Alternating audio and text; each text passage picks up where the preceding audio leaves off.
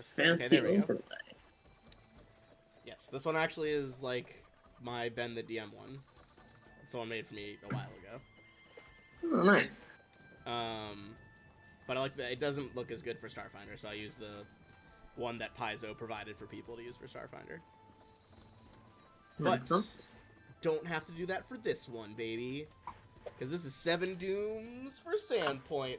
I fucking love that this is in Sandpoint. For those who don't know, this is like the 200th iteration of Paizo Adventure Paths. And yeah, a lot of good times in Sandpoint. It's where Burnt Offerings happens. It's like the very first book in Rise of the Rune Lords. Love it. So good. But to give you guys some context, we are going to be in the small town of Sandpoint along the lost coast of Varisia. Now, Varisia is a country of many fabled adventures at this point in this world. Psyhedron heroes, to name but a few. No really centralized government. There are a lot of big cities like Magnamar or Corvosa, couple others that I'm blanking on right now, but there's like 4 or 5 big ones. I can't remember the really cool one that's in a giant pentagon. Damn it. Anyway, there's a cool one that's shaped like a pentagon. But Sandpoint is like a small fishing village. It has had a lot of trouble in recent decades with monsters and cultists, dragons, assaults by giants, evil ancient wizards fucking shit up. But despite all that, it is back to its usual busy self. It's still flourishing.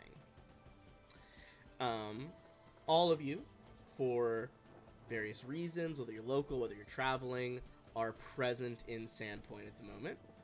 And we'll get a chance to introduce everybody as we go into it. But give me 1 second.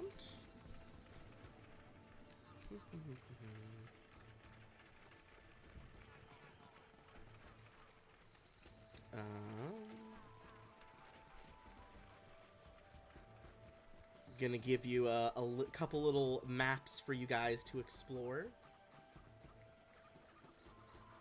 Ignore the title for that one. That's what I can see the notes under this, but you guys can see the map. Sandpoint is there, kind of almost dead center in the middle at the top of the coast there.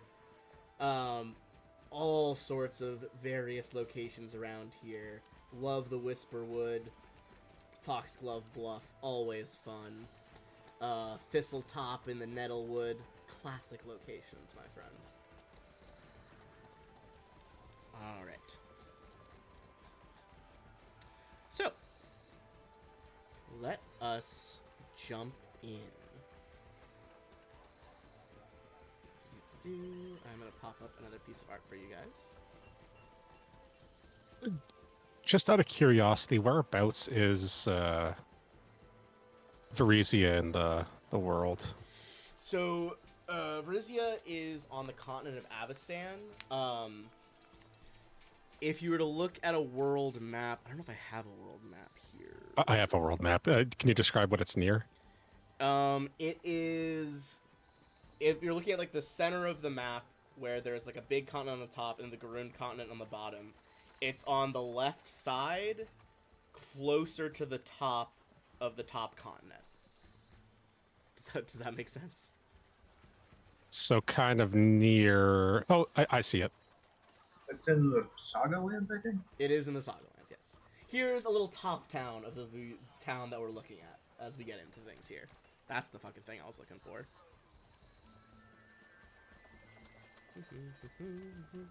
Whereabouts in Varisia is Sandpoint? Ooh, it's along the Lost Coast. It's like on the east coast of Varisia, in like a little bay area, probably about halfway to a third of the way up, if I recall. Yeah, it's not too far from Magnamar. Magnamar, I believe, is the closest large city to it. Yeah.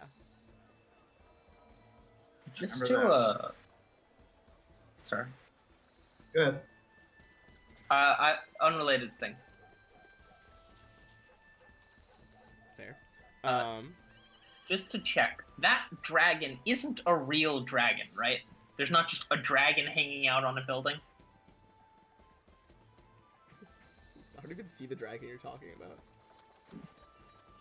So if you look at the In the top-down one? yeah, if you look at the bridge in the bottom right Okay. and follow that road, there's like what looks to be a stone building, then there's another bunch of buildings, and then there's like a big building. That is not a dragon. I think I know which building that is. That's like a sign Okay. on top of a building. It's not a dragon. That's the Rusty Dragon Inn, is it not? Yeah, I'm pretty sure it's the Rusty Dragon. Okay, so it's a wooden dragon or something. Got it. Yeah. It's not. There's no live dragon. There have been live Just dragons want to make here. sure. Just want to make sure. Circa like 10 years ago in this area, there have most assuredly been live dragons, and it was a huge problem. Yep. Just wanted to check. All right. So, if you guys kind of looking at this top-down map here, in the top right, you'll see that kind of roundish stone building, being the Sandpoint Cathedral, which is where we will start our adventure, as you all have been invited by Father Xantus. God, it's been a while since I've seen Father Xantus. I think his art is different now. Getting all nostalgic, everybody. Feeling old. Yeah, I mean, dude, this, the first that was one of the first campaigns I ever bought and ran.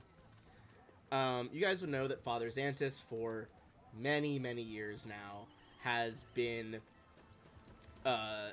the head priest of the cathedral here. Specifically, he's a priest of Desna, the Song of Spheres. Sorry, excuse me. But yeah, really just kind of like Sandpoint's de facto religious leader. Not everyone necessarily worships like just Desna, but you know, they are the kind of primary religion. They have a big festival, the Swallowtail Festival every year. They release swallowtail butterflies. It's a whole thing. Oh god, this is Desna land. So Yeah, just baby. A bunch of peace-loving Desna and hippies. most of the like core Pathfinder deities. Like there are certainly Iomedeans here. There's some Callistrians as well. There's a variety, and there are like smaller chapels in and around the cathedral toward the other gods, as like a sign of respect. But Father Xantus has invited all of you to the cathedral, having heard about various aspects of your day-to-day lives, hearing, you know, this man and the mayor as well, always try to keep track of when there are somewhat potent adventurers in town, because, boy, does it become necessary sometimes.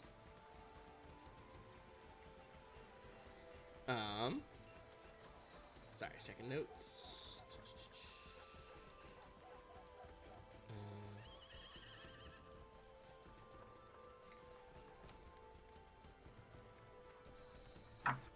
Answering whispers.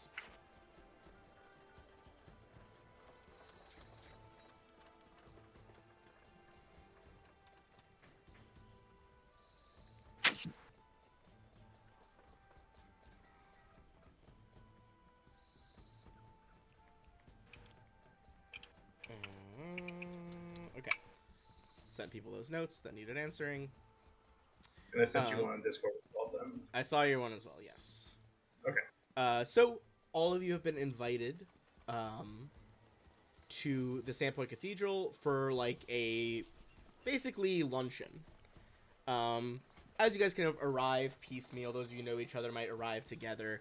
You're led by various acolytes through the cathedral to this, like, interior veranda where lunch and Father Xantus await.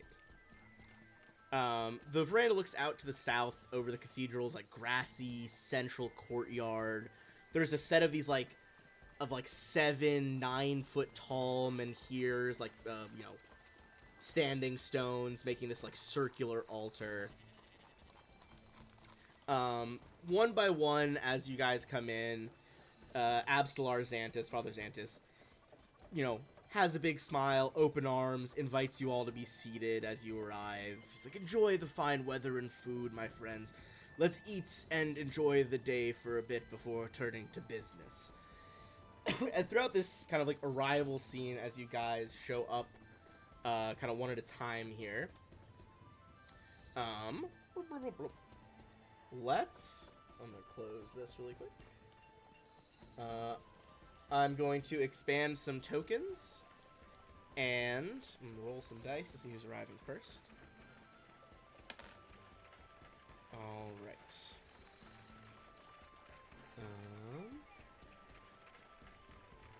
All right. The first person to arrive, Solvina.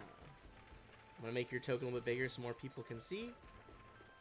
But would you please describe your character as she enters the Sandpoint Cathedral? Sure. Sylvina is a kind of tiefling woman who has long blonde hair and then two small black horns. She wears a white bodice that's sleeveless, and then has kind of black pants on, and then a black leather duster, and then all the accents on her clothes are red. And she also wears boots that look like they're designed to be used, but some thought was put into making sure the outfit worked. Probably more than should have been for an outfit that intends to be used. Fair. She has some earrings on both the lobes and then also the cartilage on one of her ears. And then she has just kind of infernal looking eyes a little bit. Her gleam of infernal eyes. Love it. Yeah. Her ancestry is like at a glance confusing is the word you would get. Fair. Because she has like a number of marks of like tiefling, and then just does not look like it really on the rest of her. All right. Hell yeah. Make a little bigger Xantus for everyone to see. All right. Let's bring you back down.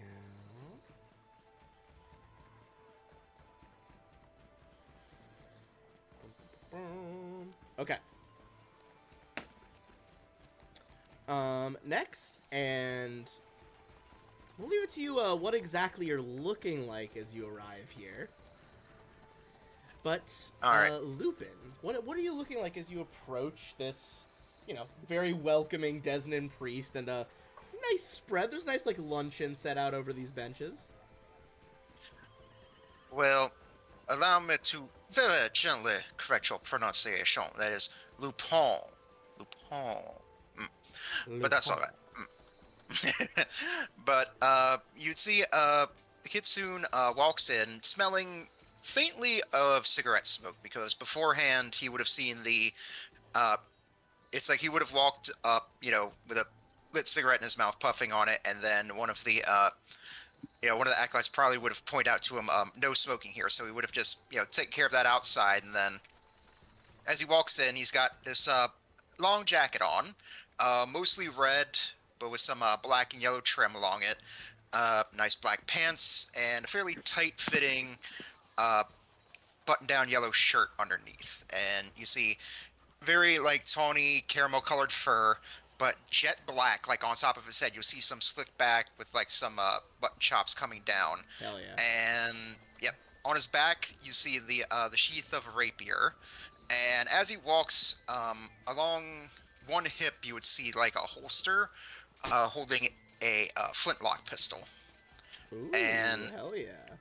Yeah. As he comes in, he would walk in and say, he'd say, good afternoon, Father. Should I take off my coat? My son, whatever you think would make you most comfortable in this moment. Please, come eat, enjoy yourself. We can get down to the nitty-gritty later. Well. And just sort of like one smooth motion, he'll just sort of like take the coat off, sort of like hang it up on the back of a chair, and just take a seat. Hell yeah. Next, ooh, okay, alright. Let's make your token bigger. With the kind of clank of armor sounding down the halls as an acolyte, probably a little nervous looking, leading you in. What do we see from you, Roland, as you kind of sweep into the room? A bit darker, a bit more mysterious than the others. Well, judging by the token, like a 60-foot tall It's this full giant. Elmtor. How tall? I But assume no- Roland's like pretty tall. In actuality. I mean, as far as humans go, I Yeah. guess. Sure, yeah, like, 6 foot, a little bit more, something like that. Clad in heavy plate, sort of a old, worn. Would you call that a shawl? Yeah, It's a I'd say cloak, like a cloak or a shawl. Some sort of armored covering. Yeah. Probably more like a cloak. Yeah, this like torn, raggedy cloak. I think Father Xantus, as he like looks you up and down, he's like, "Welcome, my son. It seems you've had many a tough journey over the years, but I promise you my protection in this place. You're safe to rest. Gather yourself. I appreciate you coming." If there weren't food, I wouldn't have come.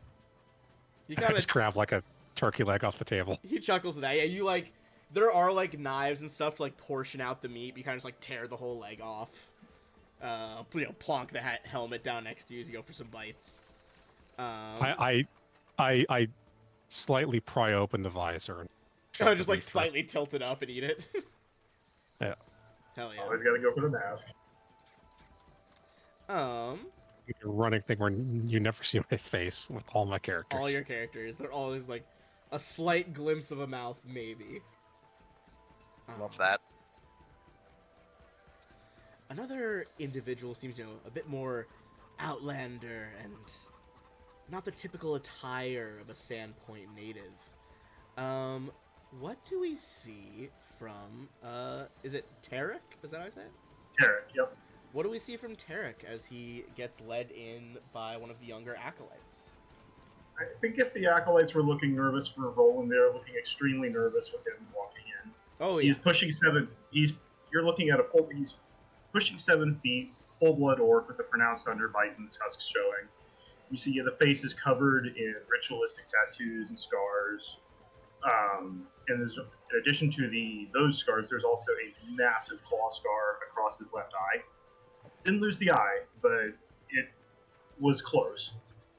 Across, he's clad in hide and furs. You see, some of the different necklaces and, I guess, loops of leather and stuff like that. You see various tusks and teeth, and more recently, a couple of shark teeth. And on his back, he has a cloak made from what looks to be the hide of the pelt of a large bear. You get the impression maybe that's where the scar came from. And no axe, no bladed weapon or anything like that. He just has a staff on him and as he enters the cathedral. Oh yeah, I think Father Xanthus, wanting to put you more at ease than perhaps his acolytes did, offers a hand to shake and is like, "Welcome. It's very nice to see someone with such a connection to nature." Thank you. You mentioned you had information. I'll be interested to discuss it later. And at that, Tarek moves over, probably takes the other leg of turkey, and starts demolishing it. You see some of the like acolytes who've been like bringing in like refreshing drinks and food and stuff. Look on, just like holy shit.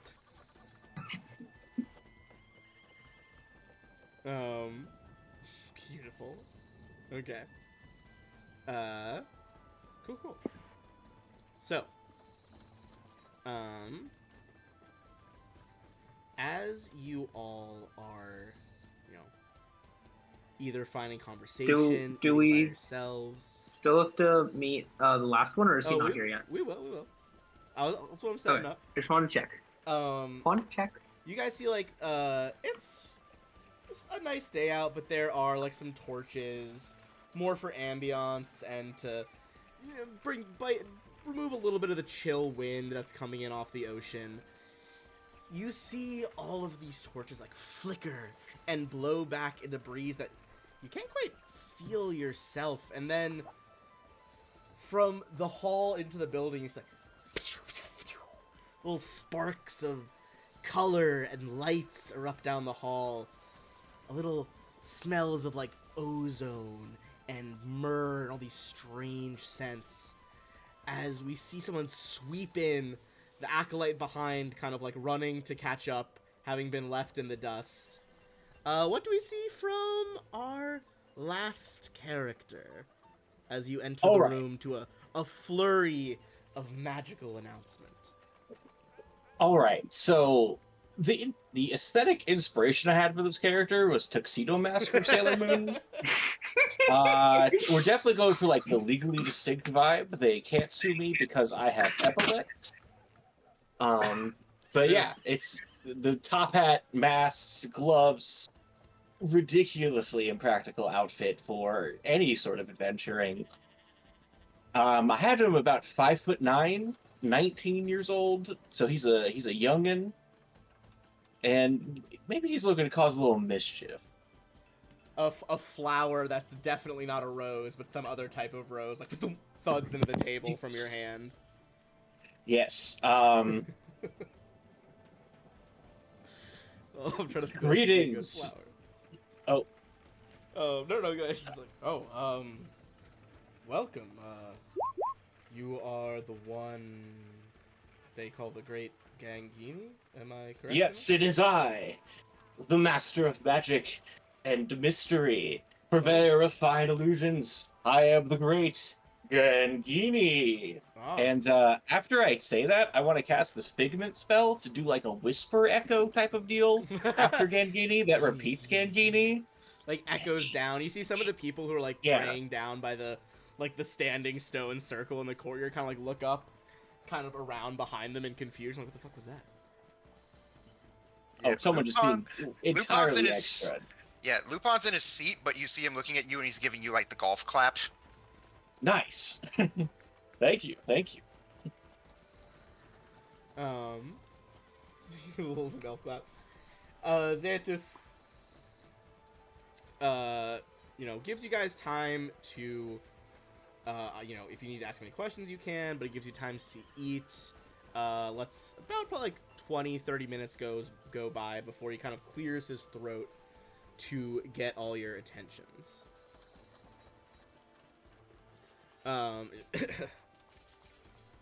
Now, I know I asked all of you here.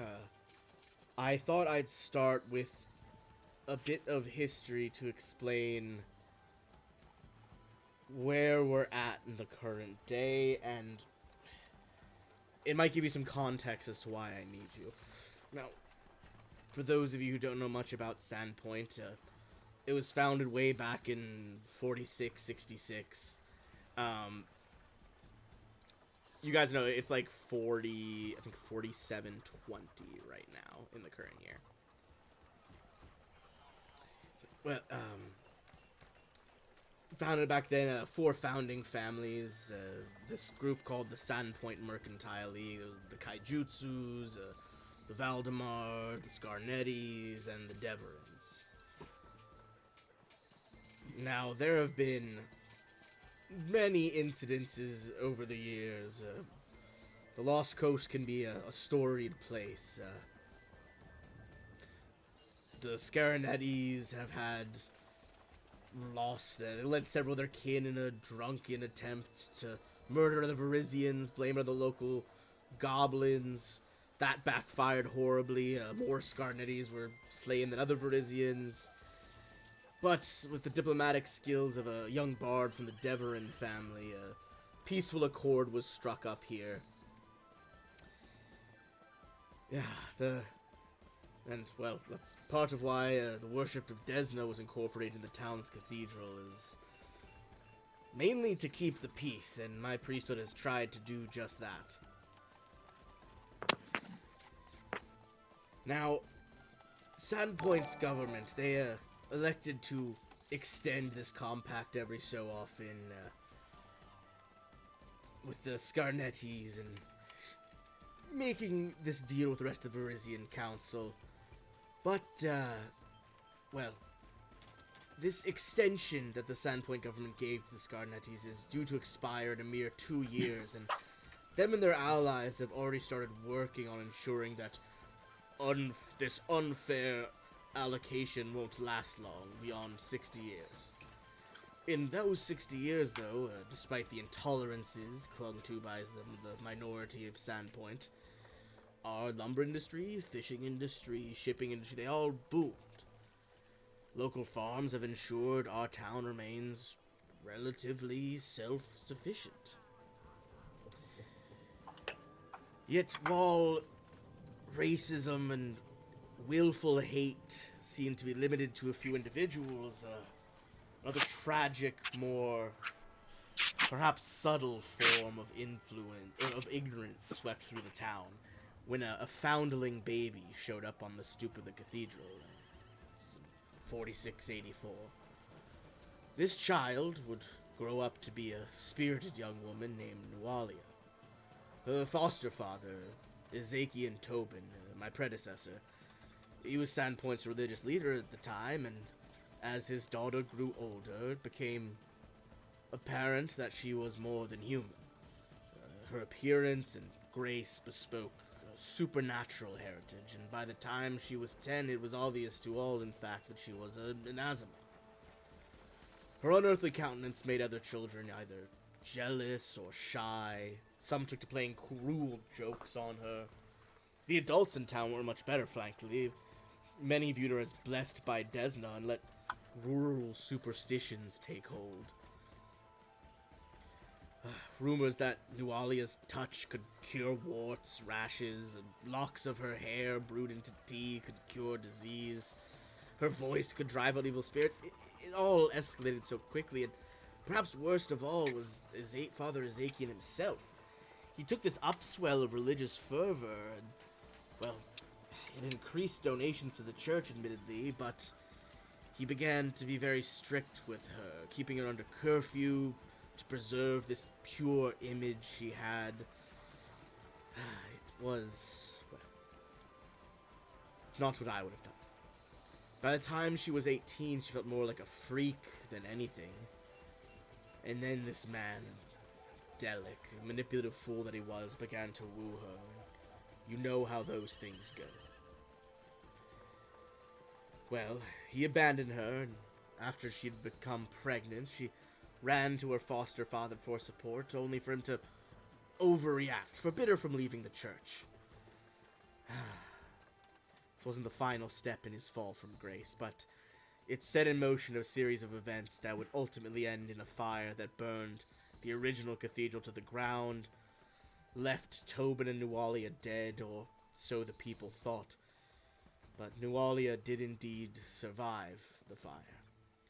She lived a life of loneliness, disappointment, enduring the birth of a monstrous child who lived only moments. Nualia had become to believe that Lamashtu, the mother of monsters, was the only solution. Holy men and celestial ancestry had only brought her despair and pain after all, so the mother of monsters is where her worship fell. She envisioned a rebirth in her dreams as a pure demon, but in order to achieve this, she needed sacrifices. She gathered goblins, mercenaries, engineered a devastating attack on our town, all goal to, well, offer up the whole town as a burned offering.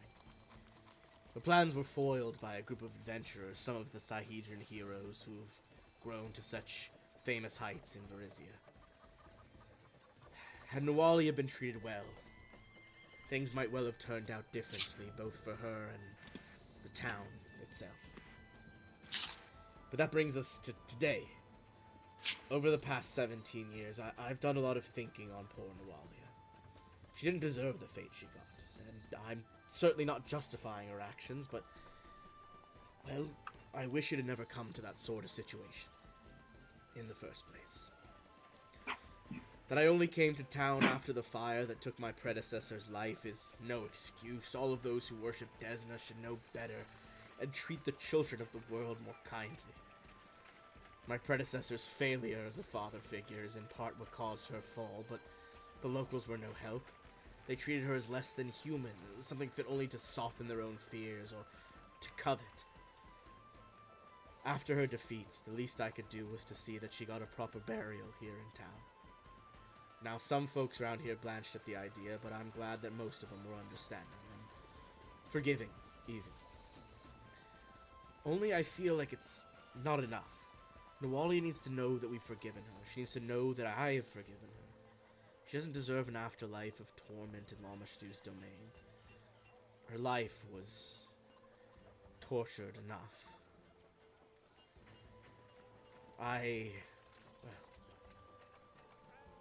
I've only spoken of this with one other friend, an elf named Adrani who moved away several years ago. Wally has been dead for almost 2 decades, but time does not pass the same for the dead as it does for the living. Adrani knows of a ritual that can put us in contact with the spirits of the dead. In her latest letter, she told me she's willing to perform a ritual here when next she visits, so that I can offer Nualia my apologies and forgive her. I don't know if that will be enough to help her or to stave off an afterlife of torment, but I do know that if nothing is done, the town of Sandpoint will have failed her once again. Here's where the complication comes in. For the ritual to succeed, we need a physical link to Nualia's soul. It's been years and any of her belongings are long gone now, which leaves only her mortal remains. As loath as I am to exhume her body, it is necessary to the ritual to offering her forgiveness. But, when we opened her grave, we made a rather awful discovery. Her coffin was empty. It had been tunneled into from below, so that when we reached it, the whole grave caved in. Nafer and I were fortunate enough to escape without much harm, but now there's a hole where her grave used to be. A hole that leads to the underground tunnel below the boneyard outside the church. You see, he kind of, Father Xantus pauses here, looking at all of you to see if there are, like, any questions so far, before he kind of gets to his final request. Are you sure it was tunneled into and not tunneled out of? It was tunneled, if I would, that's a worrying suggestion. I suppose I can't prove that it wasn't tunneled out of, but what I can say definitively is that there was no disturbance on the top until we dug in. The tunnel led out the bottom of the coffin. Alright. Do you know who would have such a motive to disturb a grave like that? Just people who wished her ill? Perhaps those who wished her ill, but I am concerned of a different culprit. I worry that ghouls are the perpetrators of this crime, and that they have been infesting the under reaches of the boneyard. We have had problems with ghouls in the past in the hinterlands around town, but it's been years since I'd seen any.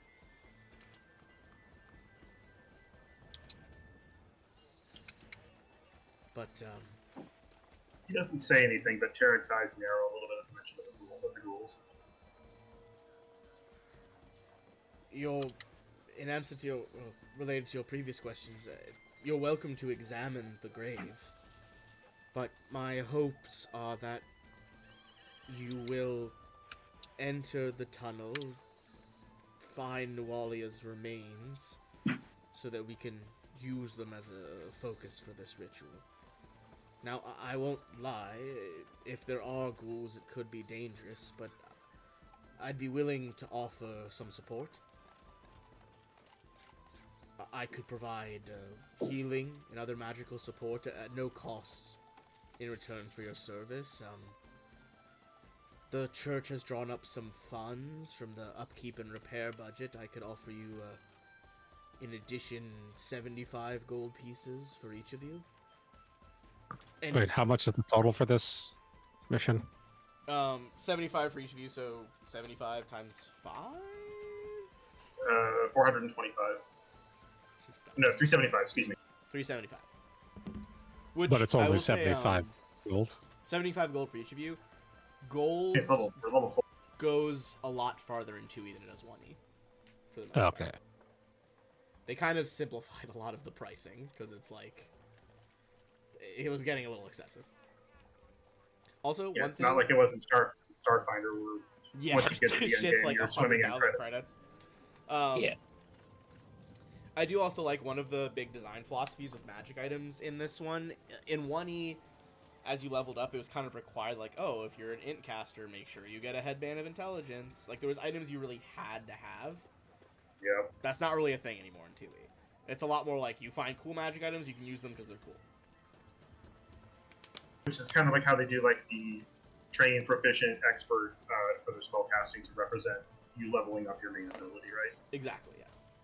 Okay. You see one of the kind of like plain-robed priests, like, runs up, does a little bow. He's like holding this leather satchel, and you can hear like clink, clink, clink, glass like clinking in inside of it. He's like, I also have some consumables that you could take down with you. There's 4 lesser healing potions, lesser anti-plagues, 2 salves of anti-paralysis, and 6 vials of holy water.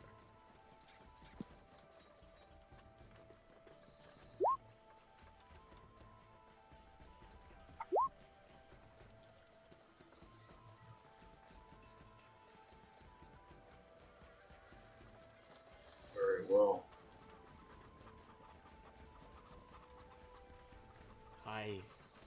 This would mean a great deal to me as well. This is what the church can offer at the moment, but you would have my gratitude, and if you ever had need of me, I would be happy to oblige. Assuming you will do this for not just me, but for dear Nualia, are there any other questions that I could answer about really anything I've told you about the ghouls, my friend Adrani? Anything that I could do to aid this quest, I would be more than willing to.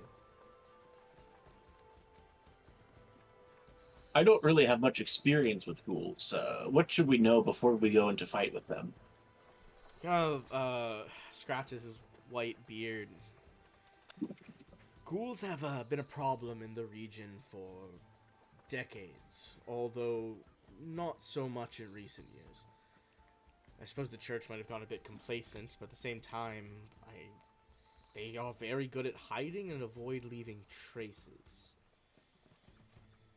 If they have indeed been stealing bones from the graveyard, they've done it stealthily and backfilling graves that they defile. Ghouls can go unnoticed for ages in situations like this. Had I waited a few more weeks, no doubt they would have filled Nualia's grave back up as well, leaving me with a empty coffin and no obvious conclusions. The ghouls themselves, they are an undead creature riddled with disease. The more they attack, they can spread their infection to others. They are eaters of flesh, they, well, they have the ability to paralyze those they attack. They should be avoided as much as possible, and some are truly unintelligent, far gone undead, but many retain their intelligence and are able to, well, they are able to form crafty plans like this. Would it be a boneyard lore check to see if I could figure out anything else that he hasn't already mentioned? Yeah. Go for it. I might as well. I have the Hell yeah. proficiency with it.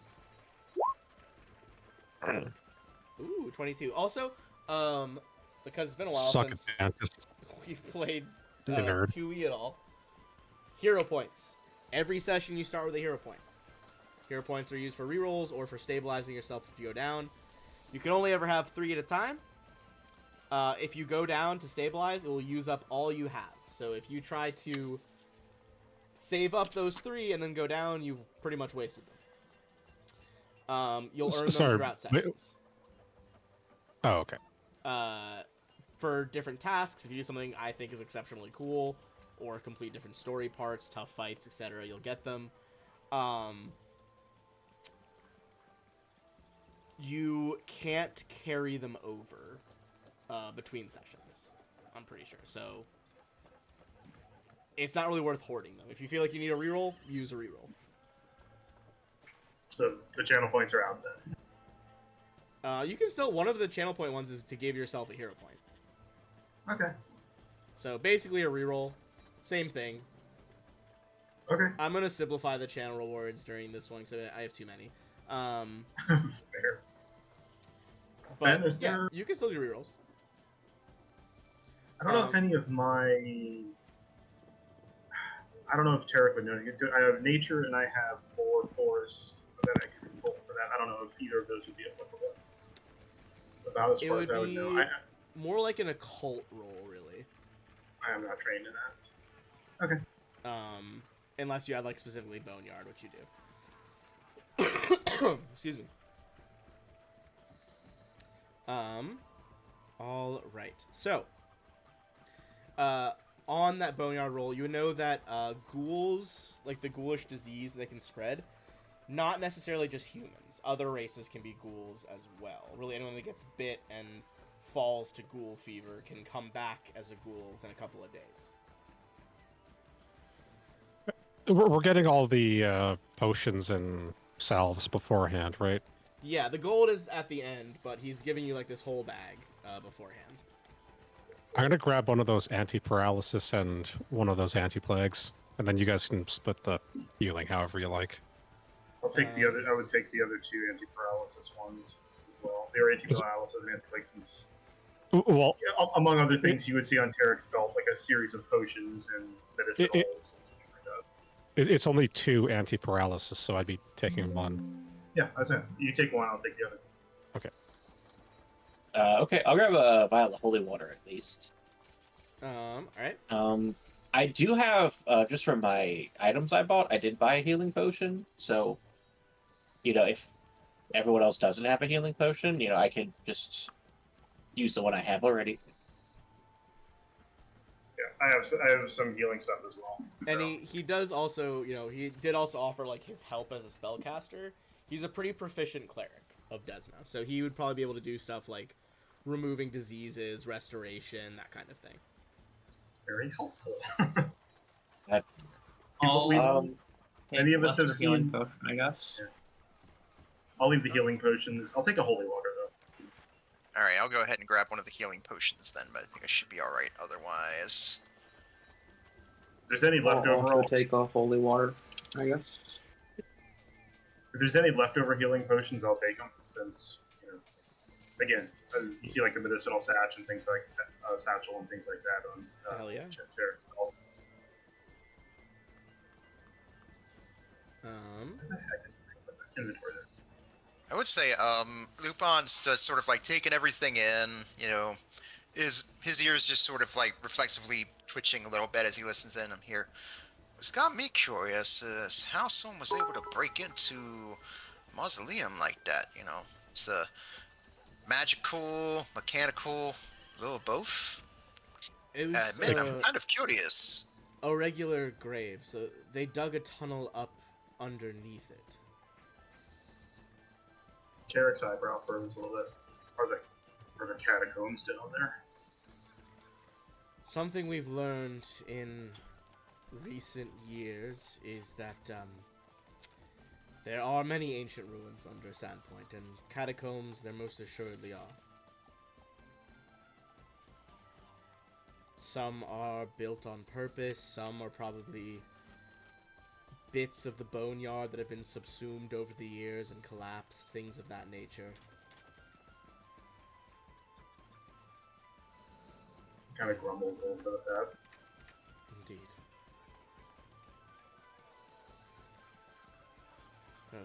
I will assume by all these questions that you are willing to take on this task.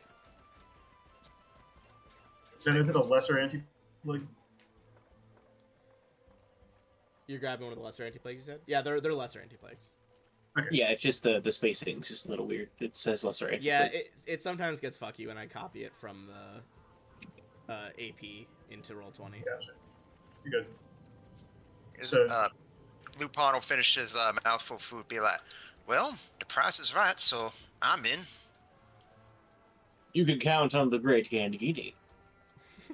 Tarek kind of hops a little bit. He's like, I'll take the coin. I do this to cleanse these unnatural beings. I can always use some extra cash. He smiles. You see he... I'd say, honestly, give me a perception check on him.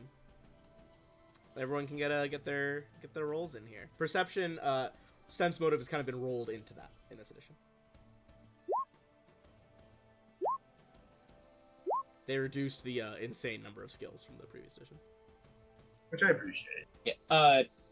It looks like is initiative also under perception now? Yes. Yes. There are Okay, so situations where you could use other things. Like if you see next to initiative, there's a little drop-down menu. Okay. So like say for example, like sometimes rogues will roll like stealth instead for initiative because they like you're using like your sneaky skill to get higher in the order. Okay. There are Gotcha. skills that specifically do that. I will say I usually, if anyone has any crazy ideas where they think a skill would work for initiative, feel free to toss it out. Because I'm down to try it. But mostly the initiative skills with wisdom in this.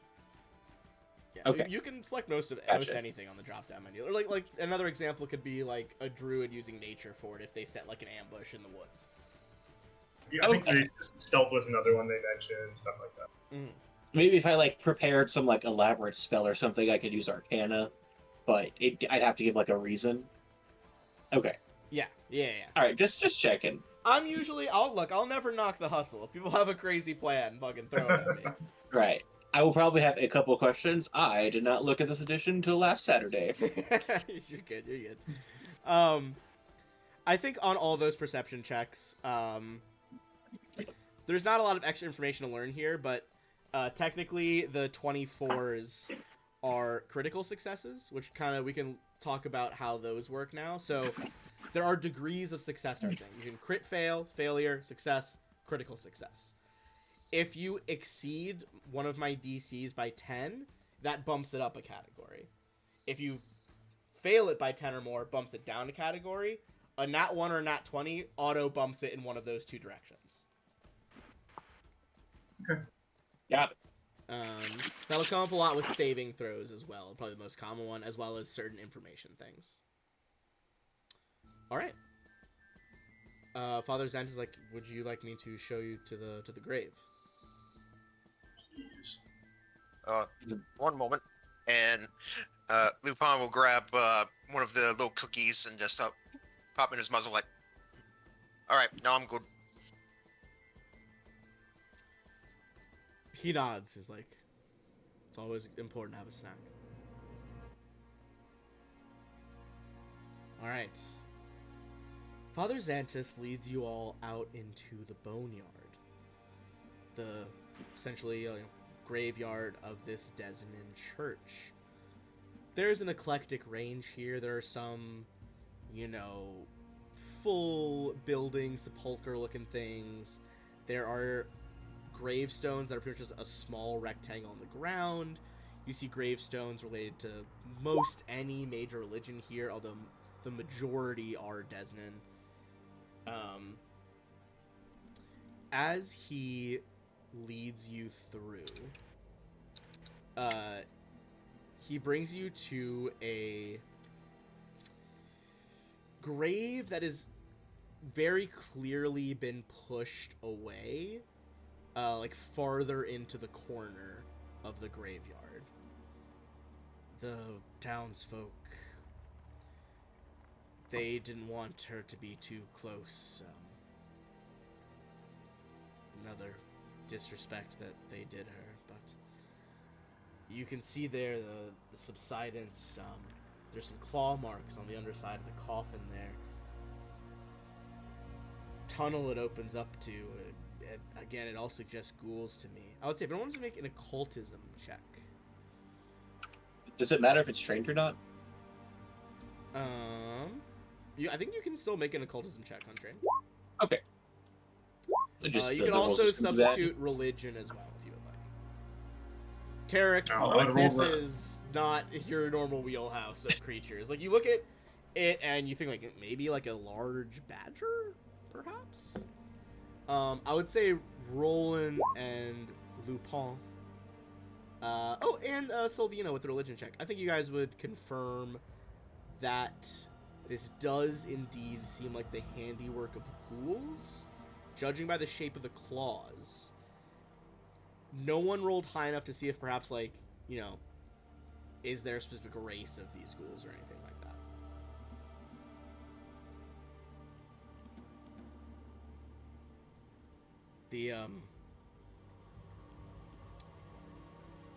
I wish I had a better way down for you, but climbing in and crawling through the tunnel mouth, it looks like it widens up down there.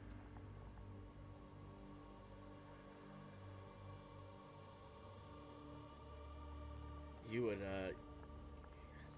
just go carefully down there. Tarek looks over. Suppose any of you all could see in the dark. Not in the dark. If I had like a torch, I could see some, but that's about it for me. I could offer you all some torches if you needed one. Would be appreciated. The Great Gangini will take out his Everlight crystal. Tarek, I don't know. I have a couple of torches on me. I'll tell us when this all Does the Great Gangini always refer to himself as the Great Gangini? Oh, absolutely. So does the crystal emit light in the same radius as a torch? Uh, I'd have to look it up. I'm not sure. Everlight crystal. I'm pretty sure it does. I'm looking on Archive of Nethys, and it doesn't really specify. It just says it sheds magical light constantly, requiring no oxygen and generating no heat. I would say then it's oh yeah, okay. It's so a lot of the stuff now with the remaster of 2E, they removed a lot of stuff that basically anything that remotely relates to Wizards of the Coast. This is effectively an ever-burning torch. Which does, they just like, any name that is from D&D proper, they removed. But ever-burning torches do shed light as like a torch, so it'd be about 20 feet of bright light. Okay. So I would get a penalty if I tried to do something outside of that range. Alright, I am going to set, I think you're effectively just blind outside of that range. Okay, because I'm just a human. And Alright. Selvina, You're you are carrying the torch that was tossed to you? Yeah. Ben, I have a question. Yep. How steep is it looking down? So, you think to get down this safely, it would be an athletics check. So, can I see you think- where I am? Can I see the bottom? Yes. I would say, if you want to give me a perception check, see like how bad it would be to fuck this up. Like how unsafe this is. Okay, I would say that would bump you up to a critical success. I'll just tell you mechanically what you're looking at here. It would be an athletics check. If you had a success, you get down there safely. A failure would probably be tumbling, maybe twist an ankle. You'll take 2d6 bludgeoning damage. If you crit fail this, you'll take 4d6. However, if you had something to help you, like a rope or something, you'd auto up yourself by 1 degree of success. That's what I was looking for. If there's something I can affix a rope to. Yeah, you think you could tie a rope to like a nearby tree out here. That would basically make anything you roll go up 1 level. Yeah. So I'll do I guess, that. Lupin will actually reach the quote like, well, since we're climbing down, I have something for just such an occasion. You see him pull out a climbing kit. Oh, hell yeah. I think we all may have bought a climbing kit. I think I have. Was that in the Adventurers Pack? You guys believe so. weren't to be fooled by any climbing problems, huh? Actually, I don't think I did not, but I the just climbing have kit isn't in the Adventurers kit. It has a lot of the stuff the Adventurers kit has. There's Yeah, I have- I had no idea what to buy, so I bought 1 item, and that is all. Alright. I see. I have rope, but I don't have a climbing kit. Any After chance... Oh, no. after Tara ties on the rope, I'll head down. I'll grab the torch from Savina, toss it down, and I'll start heading down. I have 5 torches. We can toss one down ahead. Okay, so you guys toss one down. I know. I'm too used to taking ripping shit from Nyx's hands. It has to continue. You don't It get to has to steal her. continue. You don't. Not a problem. Not a problem. You don't get to steal all of her guns this time. It thumps down to the bottom. Not with that attitude. And I have made your tokens. So I made Gangini and Selvina. You guys are both generating light. And I'm going to switch us to our first real map here. I think at some point I might get the kineticist feat that lets me make lights for people, because I can make better lights than torches. But we'll see. Give me one Sorry, sec. do we have to make an athletics check here? Or... Yeah, everyone's going to make an athletics check. Now that you guys are using ropes, it'll bump up the success by 1 automatically. Any chance I could use acrobatics instead? Gotta put some muscle on, nerd. You know what? Yeah, I'll say so. But I don't. If you use acrobatics, the rope's not really gonna help. I still think that's worth it for me. Okay. God damn. Okay. Guys just fucking rolling in loophole and just like rappelling down like it's nothing. The Great Gangini, crazily enough, that is a critical success, so you don't even take the 2d6. You, you just fucking bouncing off the walls, like a little tuck and roll when you hit the bottom of the tunnel. You're fine. Selvina, are you keeping that or are you using your hero point? I get a bump up 1 from the rope, right? Yes, so this will just be a failure, not a crit failure, which would make it 2d6 bludgeoning. Which you said was 2d6 bludgeoning? That's fine. Okay. Can I try to catch her? I'm gonna say no. This is a pretty narrow tunnel they're going in single file. Pretty fucking low roll. 3 damage. Alright. Easy peasy. I just realized I gotta adjust I'm a settings. kineticist. Con is my main stat. I have Yeah. enough health that I can afford to take damage. That's fair. That's fair. How much health do you have? I think Max? I don't know if I have the most health out of any of us, but I probably have high up there. What's your health at? 56. Me and Tarok beat you. I think the By 4. I think the thick boys are 60. Yeah. Yeah, we're both Okay. 60. Admittedly, I built this. Also, you guys do have bigger hit dice than the kineticist. True. Also, And the bigger, probably race hit dice. True, yeah. I think. yeah, Yeah. and I Amos and I also Tiefling. took toughness, and I took other. Yeah, I built this guy to be pretty tanky. Okay, yeah. Honestly, my 40 hit points is closer to you guys than I thought it was going to be, so this is nice. I do like I mean, the it's idea that like 2/3 of the her young health. 19-year-old is like really not as healthy as the rest of them, like, or not, Yeah. perhaps not as like, you know, can't stick with it as long. All right, Ben, do you remember what we ate when we were 19? that's a fair point. Were you What- two dirt eaters or something? Yeah, actually, No, but I we were actually still only eating- ate dirt. No, but we weren't. I wasn't exactly eating healthy. Like I ate a lot of B-dubs when I was 19. There's a lot of pizza happening. A lot of what? Pizza. B-dubs, Buffalo Wild Wings. Ah, There was one right by my college. Also, the like cafe thing on college sold chicken tender melts, which was like a sandwich that was toasted with like melted cheese and chicken tenders in it. Fucking delicious. Bacon on there fucking too. Chick-fil-A has finally come to Edmonton. I've never had it before. Have you had it now? The chicken's pretty good, but my Oh, friend yeah. turned me on to the frosted lemonade. That thing is fucking great. Yeah, the frosted lemonade slaps. Okay. Sorry, I was adjusting. I realized that the stream couldn't see your guys' individual perspectives. I changed that. You guys get to the bottom of the tunnel here. And open grave leads to this like cramped 4.5 foot tall tunnel, so some of you are having to like stoop over. The tunnel's been dug through like hard packed earth and clay. Like this is a tough dig. The walls, interestingly enough, once you're in the tunnel, you see the walls are being supported by bracings made of wood that seem to have been like scavenged from coffins, driftwood, shipwreck salvage. A little bit more industrious than perhaps you'd expect from undead. Faint smudges and scrapes also track through the dirt here, leading south.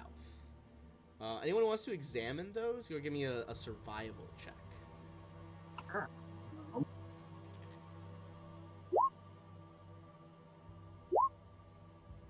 God damn. Yeah. Why not? How? I don't even have Okay. anything in survival. That's just a Solvino. straight roll. Come on, Solvina, what are we doing? Yeah, I'm not rolling well today. Solvina accidentally looks like straight into the torch in this dark area and just like gets kind of light blinded for a second. Burns off her eyebrows. Just a little Probably The just gets grapes? mesmerized more by it. yeah, oh But- god, yeah, way too into it. Just because. Yeah, yeah. that's Oh, way creepier. Just like reaching slowly toward the one that got tossed on the ground, like. Yep. So we'll start with the lower end there. So obviously we already said Sylvina, Lupin, and the Great Gangini. You two can see that several small creatures have dragged something larger from Nawalia's grave, presumably her body, to the south of where you all are now. The 226s are both exactly 10 over the DC. It was a DC 16. So you both crit. I think Roland and Tarek almost like simultaneously, you both are just like goblins. The prints here seem to be goblin footprints. Combined What a lovely with the day. ghoul claw marks, these would likely be goblin ghouls. Oh, Tarek grumbles. that would explain the 4-foot ceiling height as well. Mhm. Yes. Um, Cool. is anyone? So you are making light right now. No one's you don't hear anyone react yet. But if anyone was to try to stealth, you presume the light would probably give you away. Which basically just leaves Tarek in this moment with your dark vision. Do you want to try to scout around the bend in the tunnel?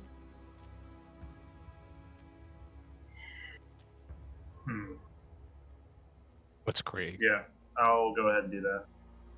All right. Tarek, actually, what I'll do. Wait here.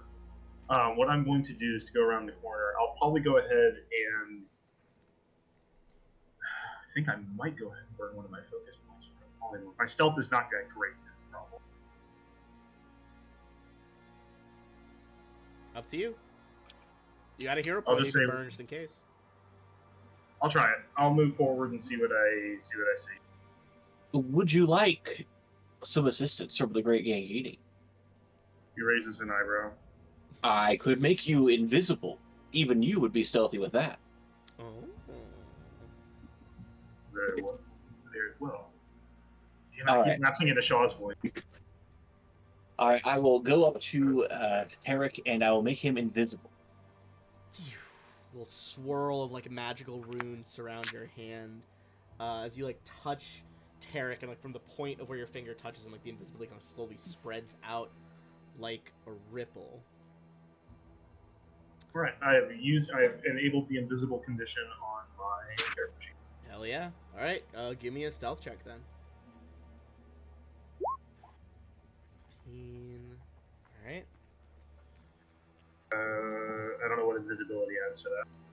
It basically it like gives you the undetectable condition, or what is it fucking called? Hold on.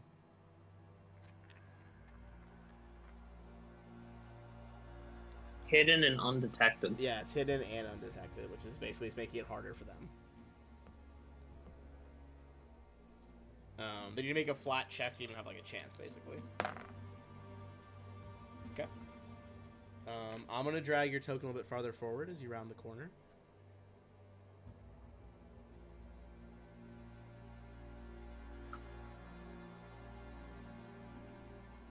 And I'm gonna pop up the art of.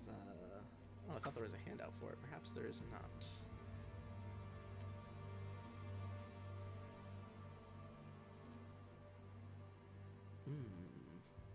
Interesting. There is no art for it. But you can see like the long tongues of the ghouls on the token. As you round the corner here, wooden timbers are spaced evenly throughout this 6-foot high room. You're able to stand up a little taller now. They're supporting a network of beams above to give the cave-like chamber support. The walls and floor bear evidence of having been dug out of the clay and soil by clawed hands. Several large flat boulders have been left in place protruding from the floor, seemingly to serve as tables. Tables you can see as you slowly sneak by that are strewn with gnawed bones. Additional stacks of soggy, stained timber lie in alcoves to the northeast. The smell of earth mixed with decay lingers in the air. You can see there are a variety of goblins down here. They seem to be rather emaciated, perhaps a bit lankier. Their normal, like, bright green tint that the goblins of the Nettlewood are so famous for has given way to this, like, pale gray green. You can tell by, like, their claws and, like, some of them darting out these long tongues that, like, rasp slowly, almost like a cat's tongue over bone, as they, like, lick various remains of skulls and, like, shin bones down here. They don't seem to have spotted you at all, but you can tell from the position you're in right now, there are, I'll let you kind of pan around the room a little bit, there are 6 of them in this room.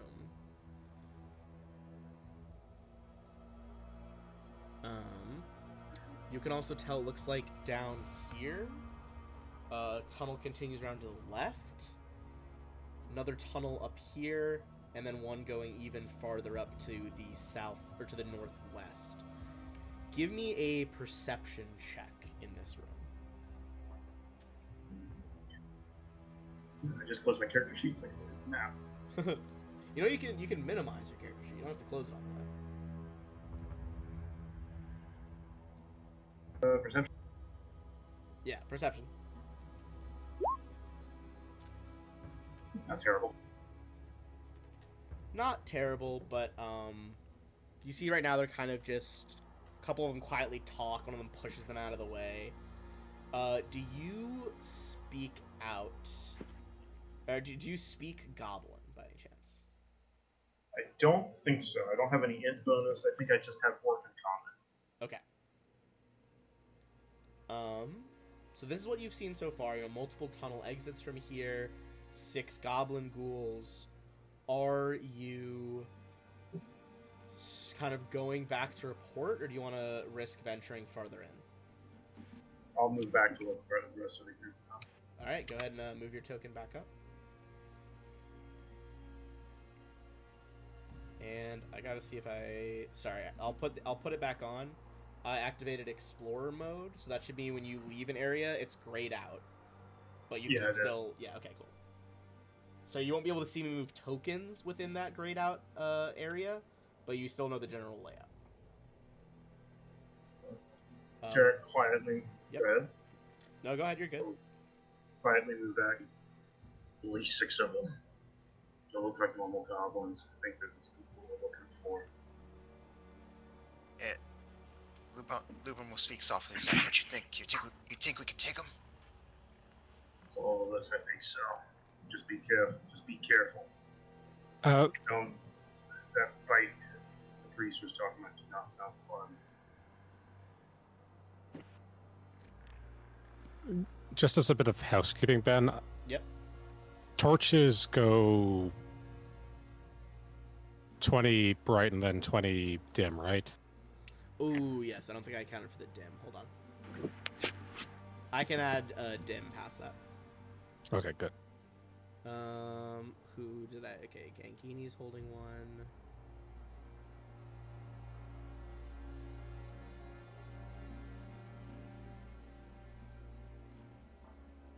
Okay, you should be able to see kind of dim past that now. Much better. Yeah. You guys just want to charge in? Okay. That was a question for the group. With that in mind, Sort of what my plan is, but You all can if you want. Me, I'm not so good at charging in head first. I'm more the he's trying to find a way to phrase this like I'm more the sneaky type. a coward, yes. fine. Jarek looks over at Ronan, or Roland. So, like the bandit cop, like the bandit thugs then.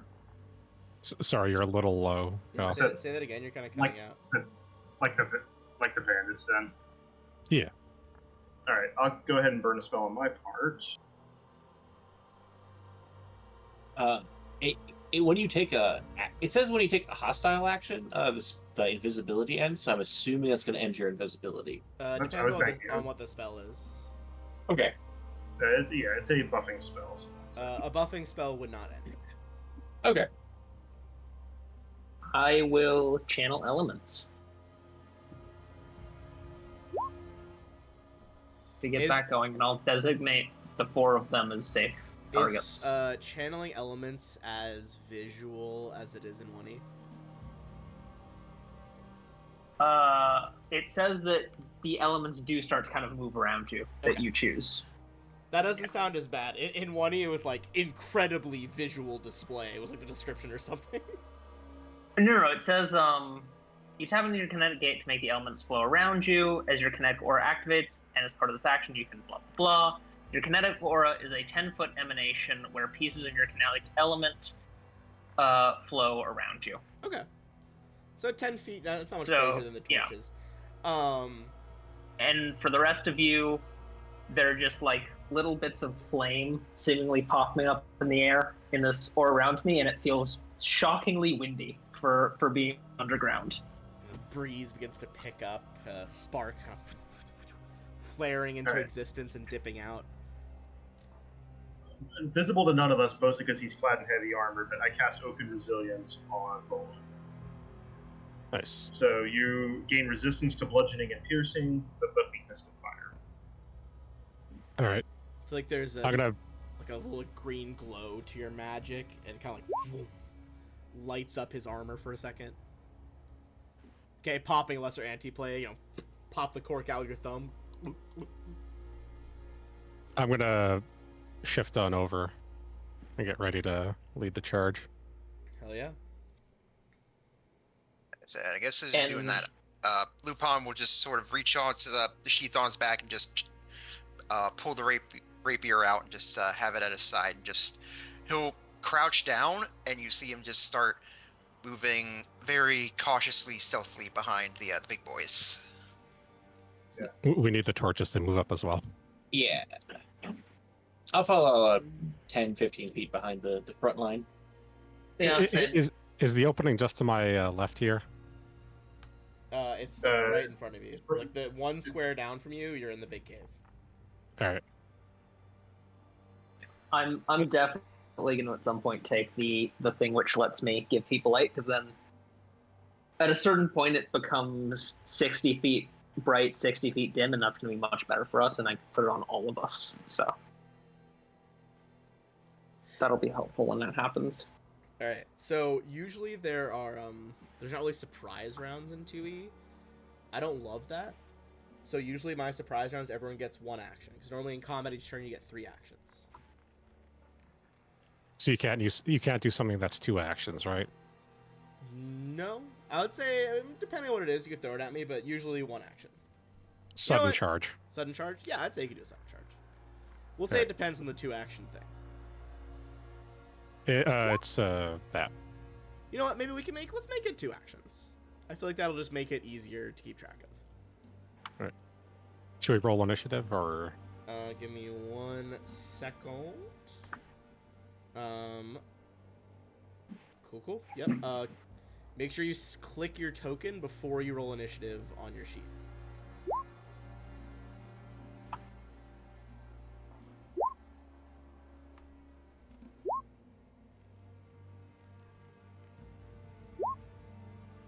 God damn. My perception's bonkers, yo. Tarag was fucking ready. Okay. That's pretty good.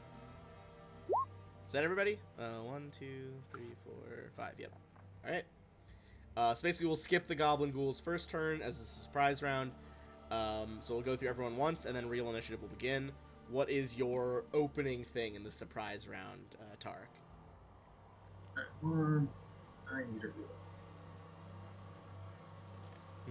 I don't love that the That's names not a rule. don't show up on the initiative order if we don't have the names. That is kind of annoying, but I'll think on that.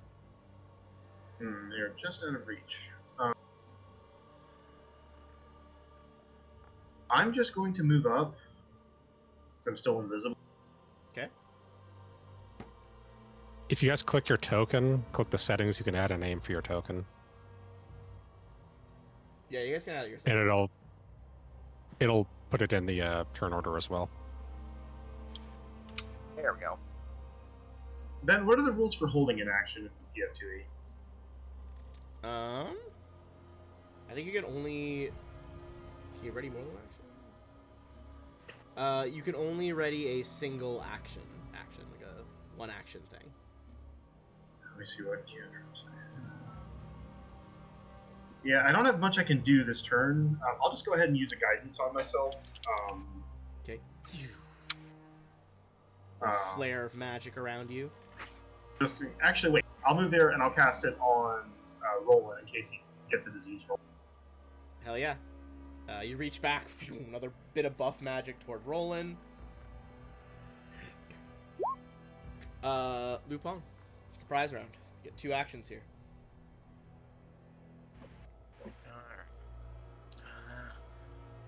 You guys see in here, so just sort of finally just move up a little bit.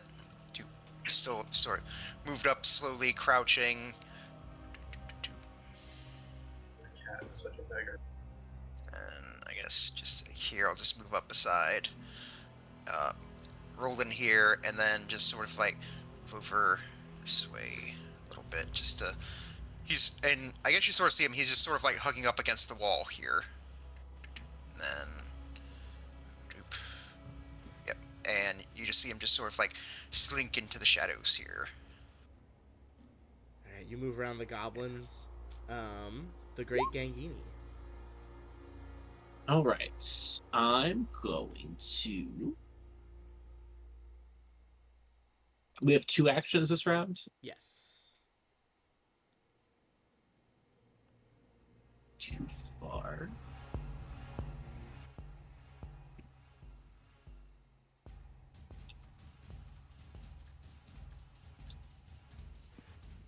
I think I'm just gonna move like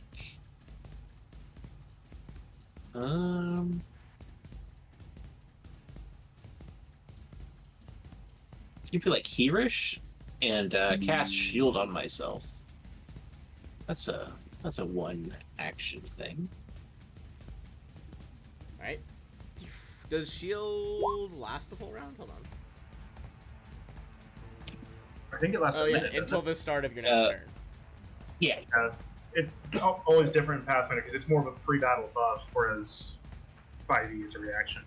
Wait, I'm like 90% sure it's a 1 action and I put that in wrong. Let me double check. I think it is supposed to be 1 action. The shield cantrip. It is like a reaction. It is 1 action. Okay. So, phew. Yeah, it gives you a reaction, but you have to cast it on your turn. A little like swirl of magical flower petals kind of spirals in front of you to protect you from the goblins. The goblins kind of like whirl around in surprise as people begin to enter their cave. This is the surprise round, so we're gonna go straight over to Roland.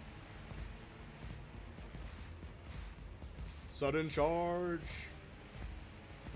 All right, you crunch, crunch, crunch. Heavy boots sinking into the earth here, grinding up pebbles. Give me your sudden charge. Whew. 31. That's smart. That is absolutely a critical. Sometimes roll 20 does the fucking like rolls both and one's lower. If that happens, we go with the bigger one. There's no reason to go with the smaller one. Roland, huge bastard sword, slices through this like blackish semi-congealed blood splatters on the wall of the cave. This first goblin ghoul is well below bloody, looking pretty fucking bad now. Solvina. I will walk over to here. Well, where is the point where I can? Okay. And I will send a 1 action air elemental blast at the one that was just attacked. Oh hell yeah. 20 to hit for 4. Electricity. With exactly 4 health left, burning smell of ozone. This one gets slammed against the wall by a gust of air. Full dead. Nice. And now we are into the real combat rounds. The ghouls licking their lips. Ben? Yeah? Isn't the critical damage what gets added on? Oh, 'Cause is that it's what just it the rolls same as separately on the- the sheet? I think so. Oh, I thought it rolled it twice. Hold on. I think it rolls regardless. Yeah. And actually, Rolling. the critical damage is wrong. It rolled a D8 instead of a D12. But Yeah, that's not right.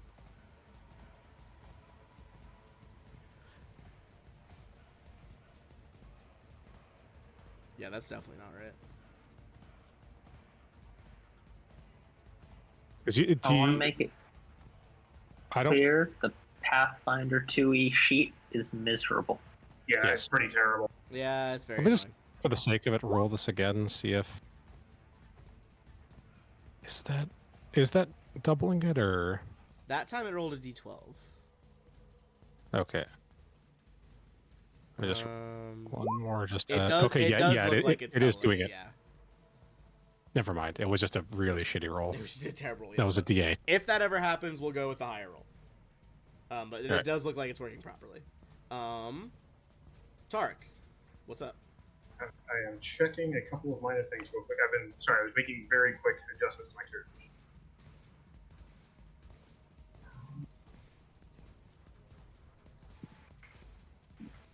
Action. Man, it's been a while since I've started a campaign that didn't start at like level 1 for Pathfinder. This is specifically. honestly though, I think it's nice. I like that. It's a good vibe. Yeah, it's nice having a little bit of buffer, especially for the spellcasters. All right, Yeah. so Targ, his invisibility disappears at this time, since there are, since nobody needs really healing or anything at the moment. I will reappear, the staff bright orange in his hand, and I am going to use my entire round to cast the ignition cantrip, but using my reach spell feat. So I'm casting it as if it was a ranged touch attack on the goblin ghoul next to Lupin. All right. So it'll deal d6s instead of d4s. Ooh. Spicy. I like it. All right. Go ahead and hit that. And wood, my sheet is loaded. We'll probably have to re-roll. I have to ignore the damage because I'm going to have to roll this. So the attack is a 16. 16 does indeed hit as you reach out, snapping your fingers. The like bit of fire begins to catch as his skin and whatever scraps of cloth left on this ghoul catch fire. All right, so it's 3d6 damage. All right, go ahead and roll.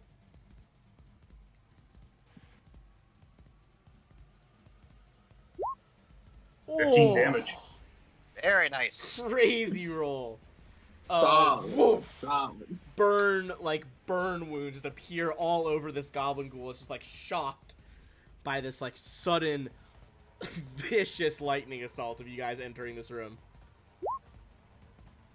Lupin? So it's like, yeah, seeing this one start to go up in smoke, Lupin will go ahead and just strike at it with his rapier. Lunge. Step forward. That is a hit. For 4 piercing. For piercing, it is barely alive. Alright, so that's first action. Then second action, I'll do 5-foot step. So it's like you see, just give a little stab and then stride back. And then look at Turk. I'll be like, great job, mon ami. Back here. And then that'll do for me. Alright. Lightning's quick strike, the ghoul staggering back. The Great Gangini is going to be the last one to go before the ghouls jump in. All right, I'm going to cast Electric Arc on this guy and this guy. It says I can hit 2 targets within 30 feet of me. Yep, it like arcs. It doesn't even have to be in a straight line. It goes like arcs one to the next.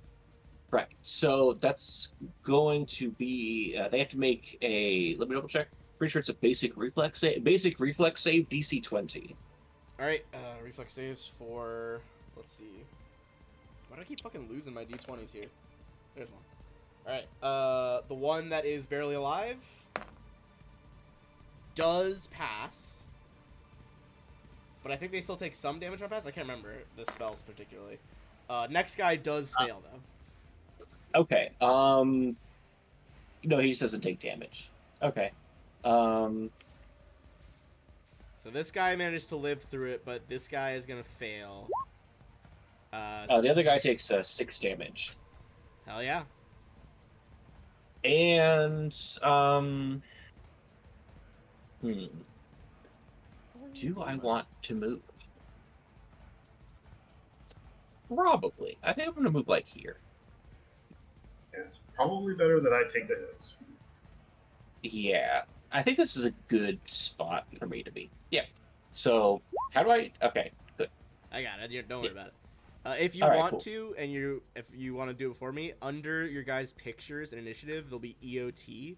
Just click that, and it'll be end of turn, and it'll pass the next. Okay. Good. Cool. Good to know.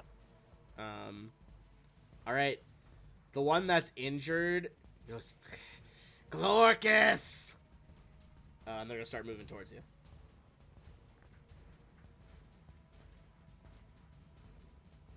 Then give me a perception check on that if they would like.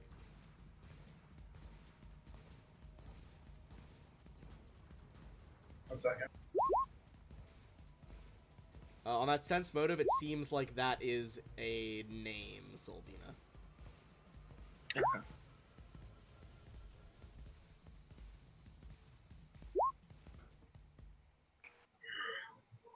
Company. All right, here we go. The 3 at the bottom, one is gonna break off and head toward the Great Gangini. Next two are gonna run up here. Do you have op attack rolling? I believe I do. Usually it's only fighters. It's that called do that. something. It's called something different, isn't it? Oh, maybe. Oh, I never play any characters that have it, so I always forget. Roland is a fighter, isn't he? Yeah. I think it's reactive strike. Yeah, reactive strike. That's it. That sounds very true. Manipulate action or a move action makes a ranged attack or leaves a square during a move actions it's using. It is leaving a square that you're threat. Oh, it has to leave your vicinity. So going towards you doesn't count. They have to like be running away specifically. Right. But good to know that you can make them. All right. And then the top two, the injured one is gonna throw himself at Sylvina, and this one's gonna throw himself at Tarek.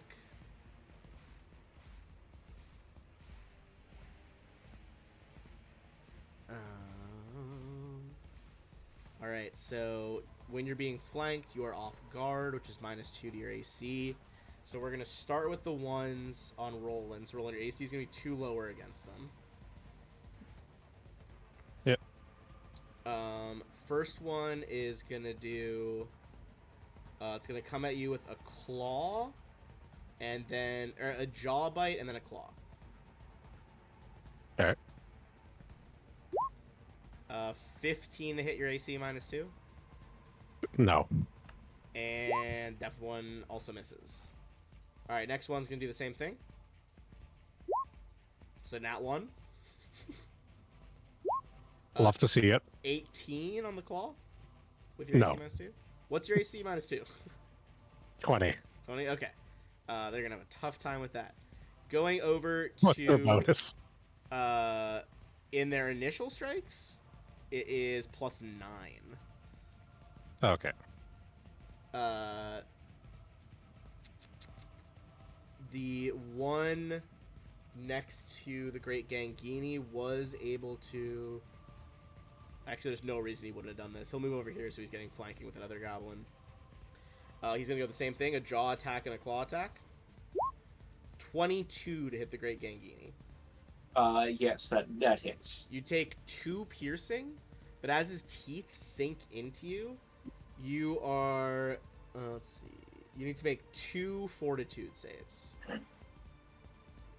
Fortitude saves. Okay. Damn. 2 of them.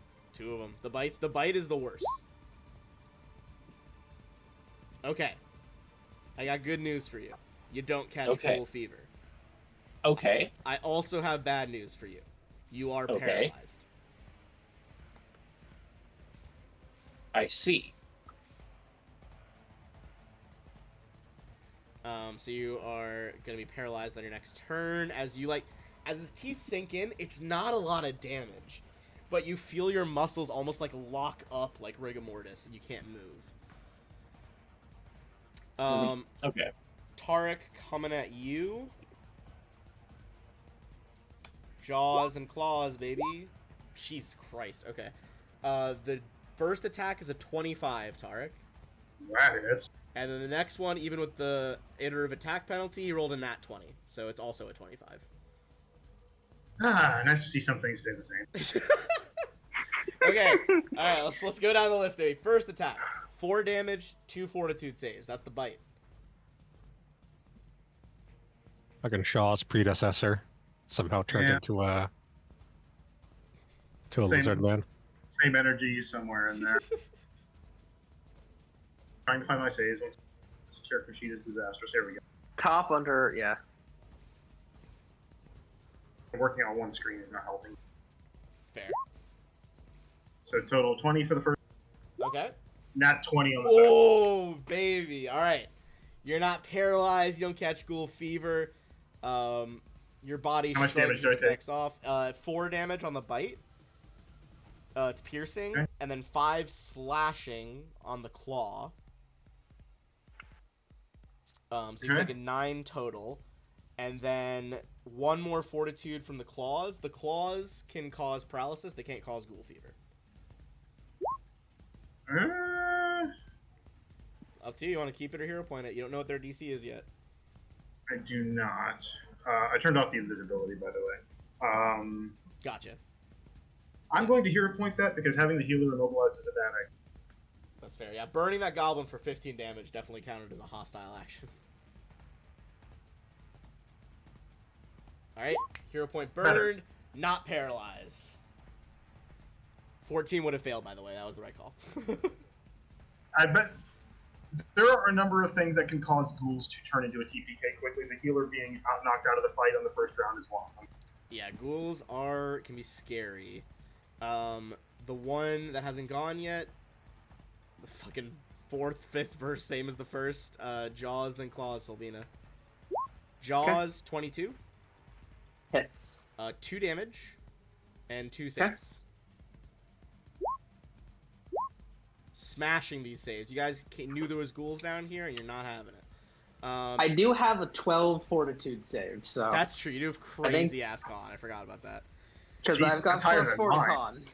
That's higher than mine. Well, it's my highest stat, so I can just pump it to the max and then put 2s and 1s and other things. Fair. I have- Still. 11 does not hit you though. No, All right, you no. you I dodged the have claw. I have no dump stat. I have plus 4 con, plus 2 int, plus 2 charisma, and plus 1 dex. Oh yeah. Hidden Roland. depths of the party, girl. All right, let's go in with a vicious swing on the one to my left. Oh hell yeah.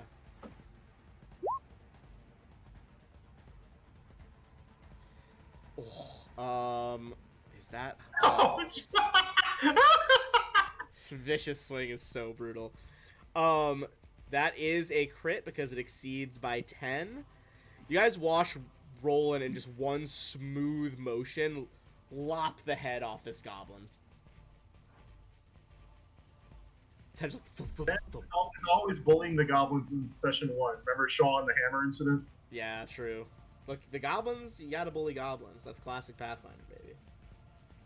And as soon as that happens, I'm just gonna immediately snap around to the other one, and I'm going to do a. Oh my god. Oh, I don't have intimidating strike yet. Never mind. Yes. I'll just hit him. Alright. Does that count? It's counting the -5, I think. If you hit attack 2, yeah, it's counting it. It auto adds it.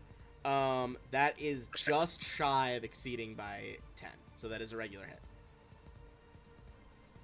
But still, strike into that one. Still above bloodied with only 6 damage. Third action, a third swing, or are you doing something else? Vicious swing takes vicious 2. is 2. Gotcha. That makes sense. Yeah. Solvina. Alright. First action is going to be Flying Flame, which for Solvina looks like a swarm of wasps made out of fire just kind of like comes out of her left sleeve and just starts moving through them. Oh, hell yeah. You extend your voluminous sleeve. Bunch of these wasps fly out, and this is the one that traces the path, right? Yes. It can only go 30, so sadly I cannot hit all of them because you moved the one to flank. Let's go. It just is out of range of all 4 of them. I'd like to say that was intentional, me being tactical, but it was absolutely not. I did not think about it. So I'm going to hit the 3 that are next to us up top. And is it an attack roll or a save? It is not an attack roll. It is a save. Okay, so 7 fire damage on a reflex save. What's your 20. 20? Okay. So the guy at 1, is it half or save or suck? It's save or suck. Half. Okay. Oh, it's half? Is it same or stuff? I think so. Creature attempts only once a... It says basic reflex save. I assume that was the half one. I don't think that's the trigger. Hold on. This is what I get for playing like 3 fucking Paizo games. It confuses the shit out of me. All different rule sets. Basic saving throws are always... yeah, okay. Crit success is no damage. Success is half. Alright. First guy. Nat 20s it and takes no damage. He's still alive at 1. Okay. Second one. Success, but still takes half. So taking 3 on the next one down. Final one. Fail for 7. Alright, and then I will use a 1-action air elemental blast on the one right in front of me. Hell yeah. He managed to hit the dirt, avoid the fiery wasps, but on a 13... I assume 13 doesn't hit? Yeah, he dodges that as well. Yeah. Alright, 2 on the die. Damn, this boy is fucking tenacious. Alright. You hear like a gross grating sound. Does anyone speak Necrol? Nope. Okay, well, he's definitely shouting something. As you see this lovely boy, who could only be Glorcus, that they called for.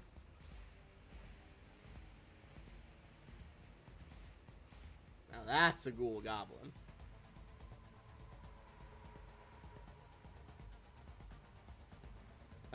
He is going to use his first action to run out. And then... let's see.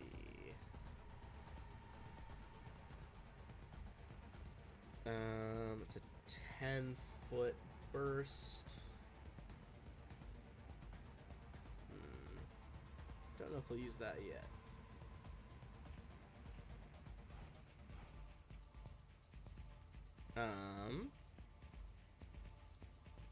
Alright. This crazy boy is going to risk hurting all of his own guys. And is going to... Well, maybe not all of them. Let's see. Fireball. Not Fireball, but he's going to hit the 2 injured ones, and Lupin, Sylvina, and Tarak, as he just, like, holds up that weird little fucking skull wand, and it's just like, and a burst of sound rips through you guys. Give me a fort save.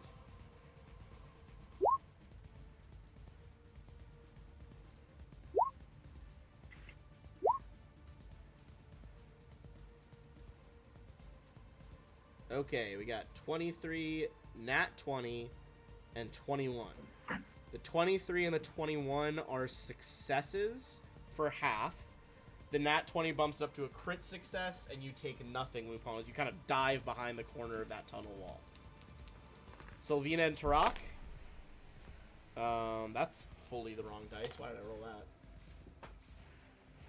There's the right one. Okay. You guys both take 14 halved to 7. And the 2 ghouls that are also caught in this, fucking miraculously, this one nat 20s again. Still alive at 1 HP. The other one passes for half and also takes that 7. Alright, that is the end of Glorcus' turn. Tarak. I can't fucking believe this guy's still alive. Alright, hopefully I can cure that. Tarek will... this is going to be a very grossly inefficient turn, but this is how I have to do it, because a salve of anti-paralysis requires 2 hands to use. So Tarek's staff goes clattering to the ground for a moment. Using both hands, I will apply my salve of anti-paralysis to the Great Yangini. Oh, nice. Hell yeah. Yeah, I appreciate that. Yeah, you feel your muscles like relax as you're able to move again. Second action, I will pick my staff back up. And third action, I'm going to crack the 1-on-1 hit point over the head with it. Cast bonk. I cast bonk. bonk. With both hands, so this is a D8 on the damage die. Gotcha. Not that it matters. I hope that kills him. 16 is their exact AC as you bonk him over the head, and this goblin finally drops. Oh, thank God. Took long enough. Lupin. Alright. So, yes. Alright, so we'll go ahead, stride out this way. Doop. Do. Get into flank with this goblin ghoul here. Hell yeah. Alright, then second action, go ahead, take a strike with my rapier. Only 11 though. Yeah, even reducing the AC by 2, it's still not going to do it. Alright. I guess, like, here. Let me check distance here. Alright. Let me see here. I guess the one in front of me, just to sort of do, like, here. I'm going to go ahead and I like to attempt a Bon Mo. Ooh. So, Insightful the quip. furthest dude one right in front of me. Okay, give me a Diplomacy check. diplomacy check. Yep. Whoop, sorry, wrong one. You're good, you're good. Got my D's confused. Alright, 21. That does beat their will DC. Not critically. But they have a -2 to perception, will saves. We could try to retort to your Bon Mo. It's like you see his, he starts speaking in common at first, like in that, as they hear, but then he starts slipping into Elvish, which I don't know if anyone in the party understands Elvish. Yeah. Oh, I do. Oh, well, yeah, and you recognize, like, all of, like, the, very creative Elvish slurs towards goblins. Incredible. And then that'll do for me. Alright, that is the lovely Lupin, and freshly unparalyzed just in time for his turn. Great Gangini. Excellent. I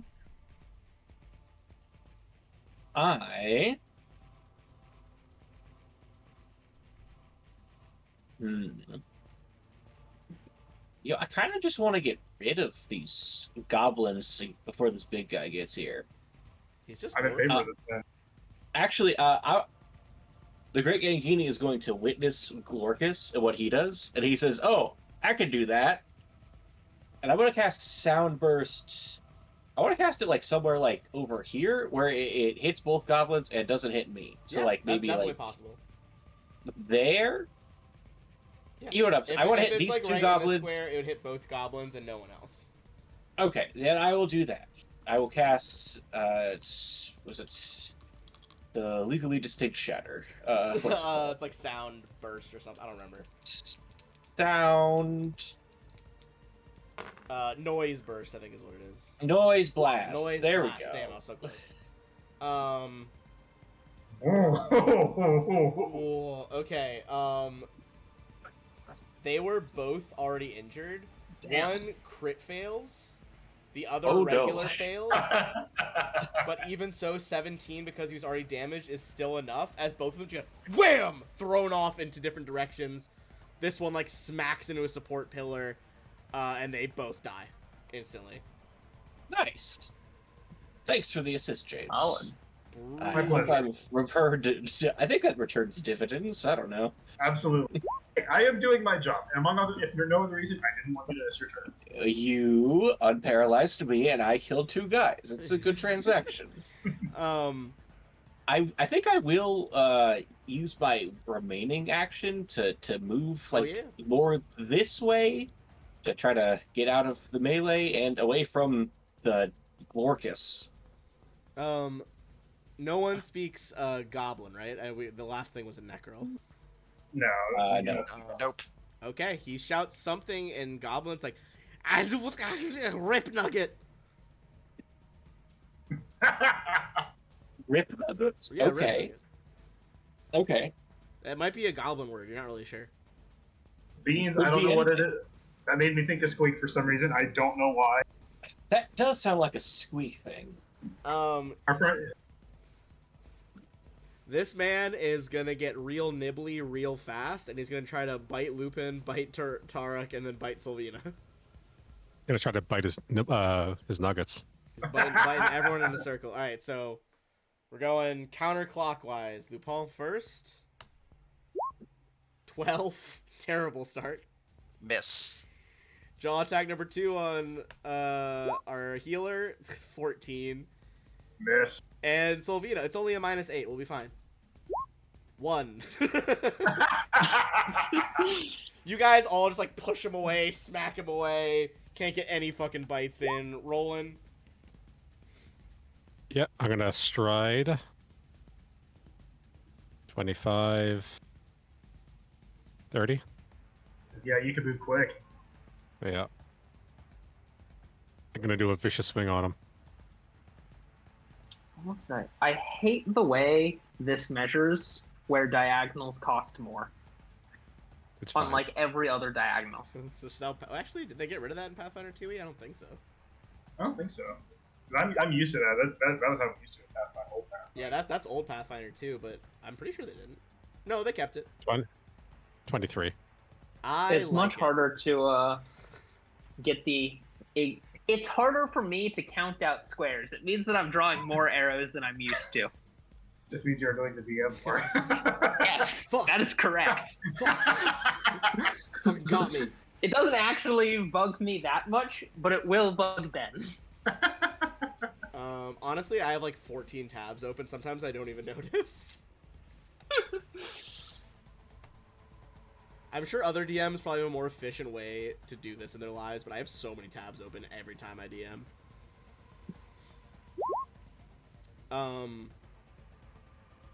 Okay, let's see. I tend to just use flashcards or like have the books with me.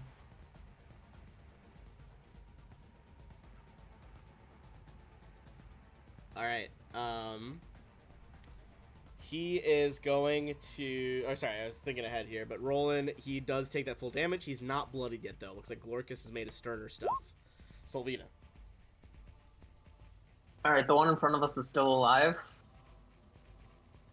Yes, just barely. Alright, I will... How am I gonna...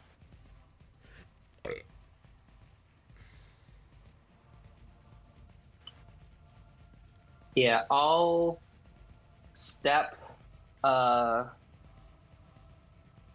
up this way. And then I will do a 2-action elemental blast of air on the ghoul. Okay. 20 for 9. Alright. This one slammed away as well, just for flavor, and it is also dead. Only Glorcus is left. Alright, that's gonna be the Glorkster.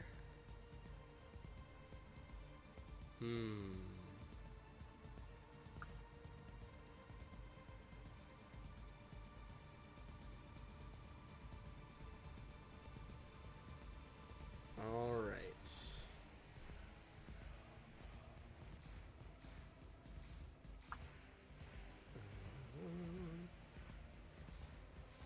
Okay. He holds up his little fucking bird-like staff there.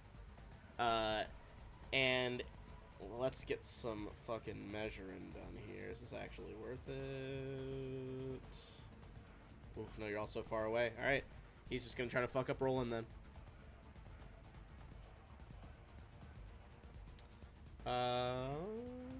Ooh, actually, let's see some fucking measurement here.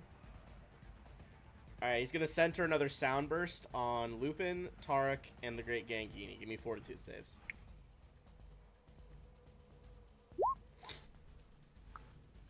This is why I moved. I didn't want to be next to everyone for... Does this count as a manipulate or a ranged attack? No? I don't think so. I'm back. Do I need to make a save? I do not believe it does, no. Dang it. Yeah, James, you're in the... Because he's not actually The making a noise ranged blast. attack roll, he's just making like a burst. Yeah, give me a fortitude save from Tarek. Oh dear. Okay, you guys all fail. Everyone is going to take 17 damage in that circle. Ow!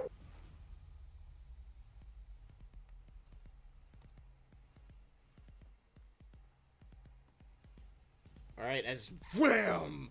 Another burst of, like, goblin-filled noise echoes through. He's like, and goes for a bite on Roland as well. Alright, Roland. You said 22 is your regular one? Yep. Okay, he's gonna hit, but not crit. That's gonna be 8 damage and 2 fort saves. I think, doesn't plate armor give you some... What kind of damage is it? Well, remember I gave you resistance to piercing. Yeah. It is piercing, so take 4 piercing. Pathfinder. Or what's the? It gives it an amount of resistance, right? Oh goodness. Yeah. Yeah, 1 second. Resistance is usually like a specific number.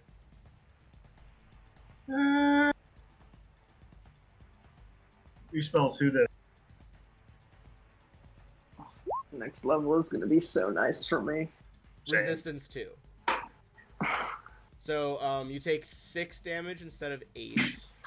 It also has the sturdy property for heavy armor, so an additional 1. So 5 5. damage then. Yeah. He has a tough time getting through that armor, but he probably gets you right on the elbow where some of it's deflected, but he gets through the joint.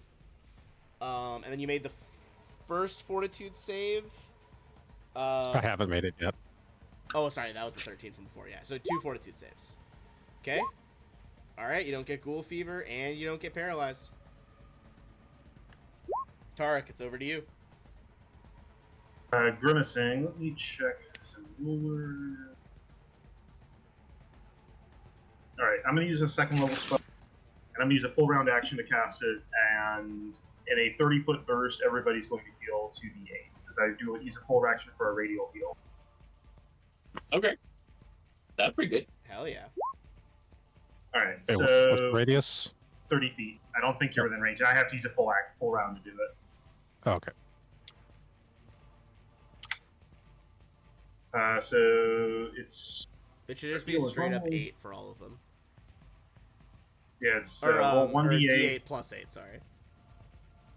So here's the thing. It says when I'm looking at it, 1 action spell has a range of touch. 2 actions, 30 feet becomes d8 plus 8. The burst doesn't say it has the plus 8 though. It Because doesn't...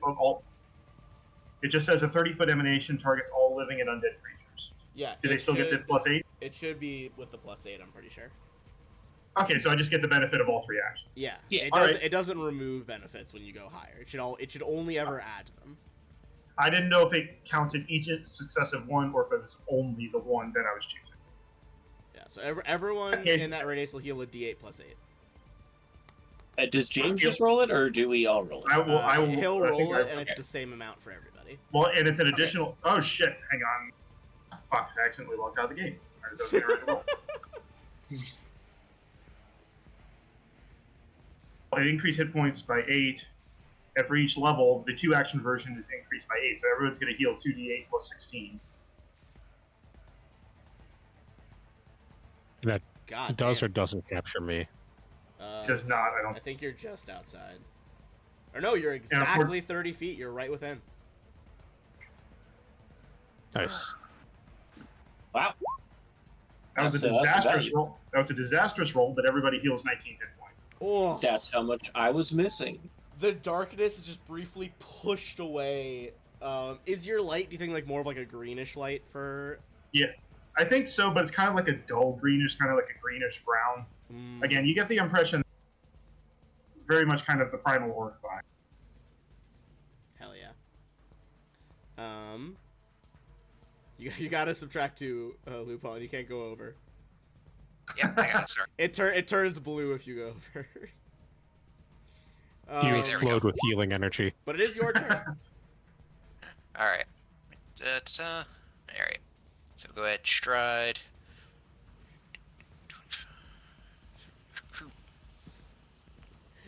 I'll go ahead and stride up to him. All right, And then I will attempt to attack with my rapier.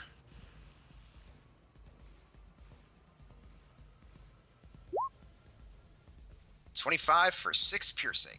That will indeed hit. He is now bloodied. It's like, so yeah, you see him like Lupin will just sort of like run, dash up, just hit him once, and then I'll go ahead and take a 5-foot step back. Oop, that's all for me.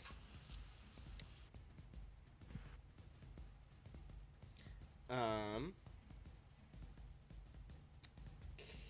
you go over to that, and then Great Gangini.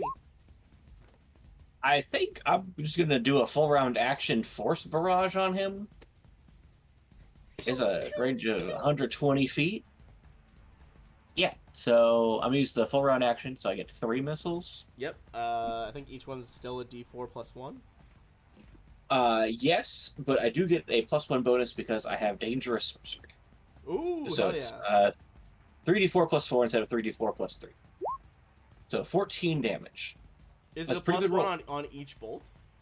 So I looked the way it is worded. I can look at it.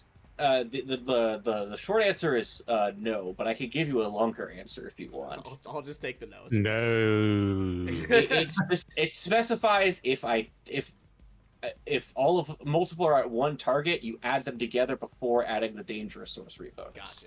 Do Is you the ruling I came up with Do you or think they got look from? like flowers coming through like the thrown rows of Tuxedo Mask? They could do that. I was whenever What do you think? I was imagining this, it was like playing cards, like Gambit style. Ooh, that's pretty cool too. So just like some.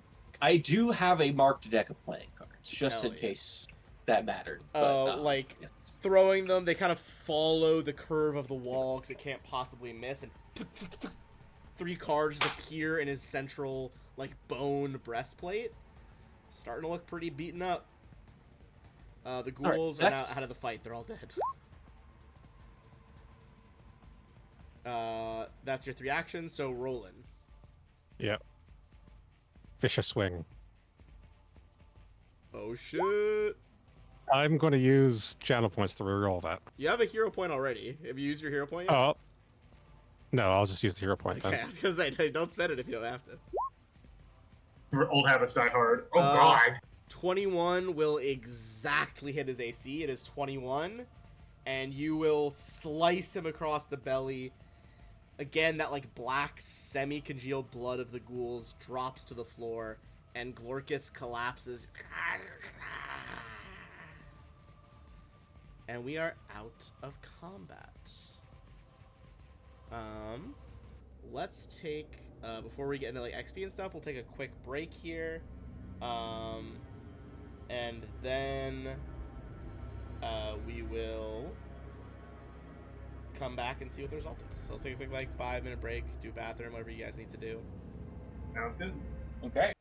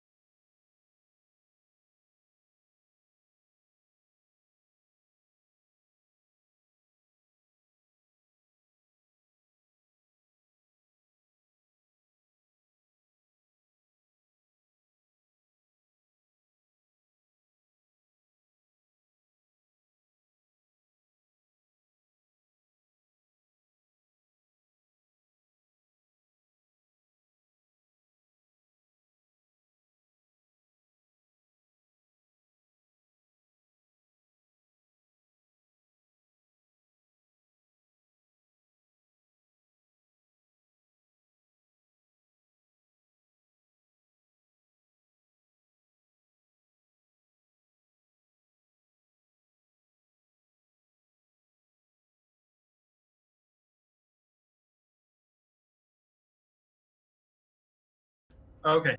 Yep. Let me transition it back to live. Okay. Hell yeah.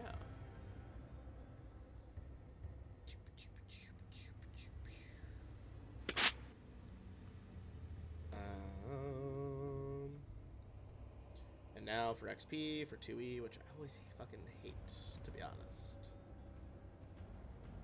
Why? Oh, What does I'm- it do that's so weird? It's because I just don't like calculating it. I'd rather just add things up and divide them by number of players. But essentially, every level is 1,000 XP, and it resets to 0 after the next one. Hmm. I gotta say that one of the things for XP is that everybody likes the big number go higher. Yeah, I also just I like the big number. I actually dislike the big number, to be honest. Not a Same. fan. I I love keep it. it simple. Okay, so the goblins without Gorkus. I think maybe I've just played too many MMOs. When you start getting to like millions of XP per level, it just gets too long. I mean, that's fair. And no one even and at that point, most people don't look at like the last few numbers. So Okay. anyway. Than the Twitch chat. 110. 110 XP total. Yes. I'm not super confident. I fucking hate calculating XP in this.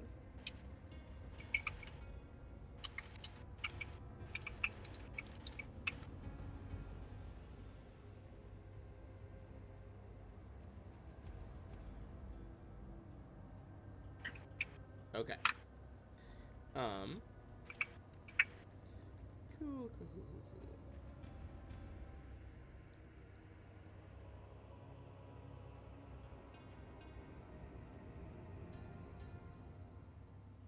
All right.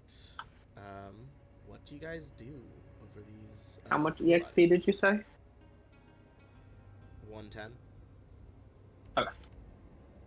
Then what I'd like to do is maybe start examining the bones and see if any of them look like a humanoid or like they might be who we're looking for. I mean, there's lots of humanoid bones in here.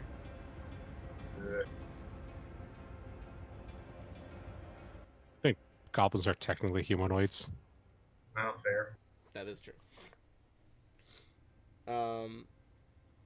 Should we maybe start looking to the north? That's where Glorkus came from, I think. Yeah. Yeah, let's do that. So is Glorkus just big? Oh, sorry. Oh, go ahead. Is Glorkus just like big, or like is he No, just a normal goblin? Just a goblin. Okay. Give me a perception check Yeah, sure. as you guys begin to explore.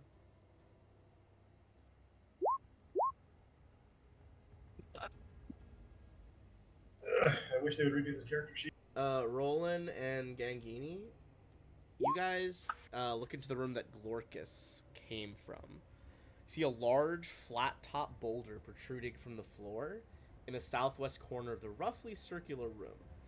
Its sides are smeared with symbols drawn in blood, and its top supporting a large bundle wrapped in a filthy shroud. A large bundle, you say? Indeed. Or we sent in Okay. here for something for a ritual. Yeah, we should go investigate this thing. Indeed. You also see that it looks like the goblin ghouls have set up some sort of barricade over here. Oh, I'm gonna go smack it down. It would be 3 rounds of work, and it would be an athletics check. Is it made out of wood? It is made out of wood, yes. Can I set it on fire? Do you want to set it on fire in this enclosed space down here? Were there also any missing civilians? No. That's a good question. Limited I'll help him. oxygen and space down here.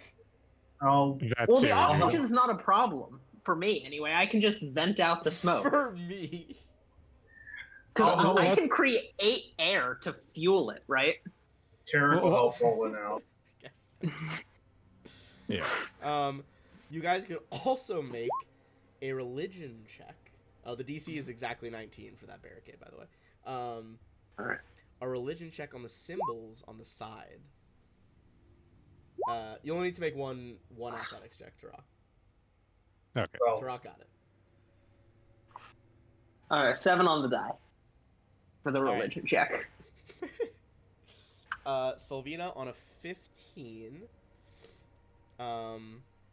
You think this is maybe some sort of demon. This seems like abyssal writing. Like some sort of like demon ritual. Oh dear.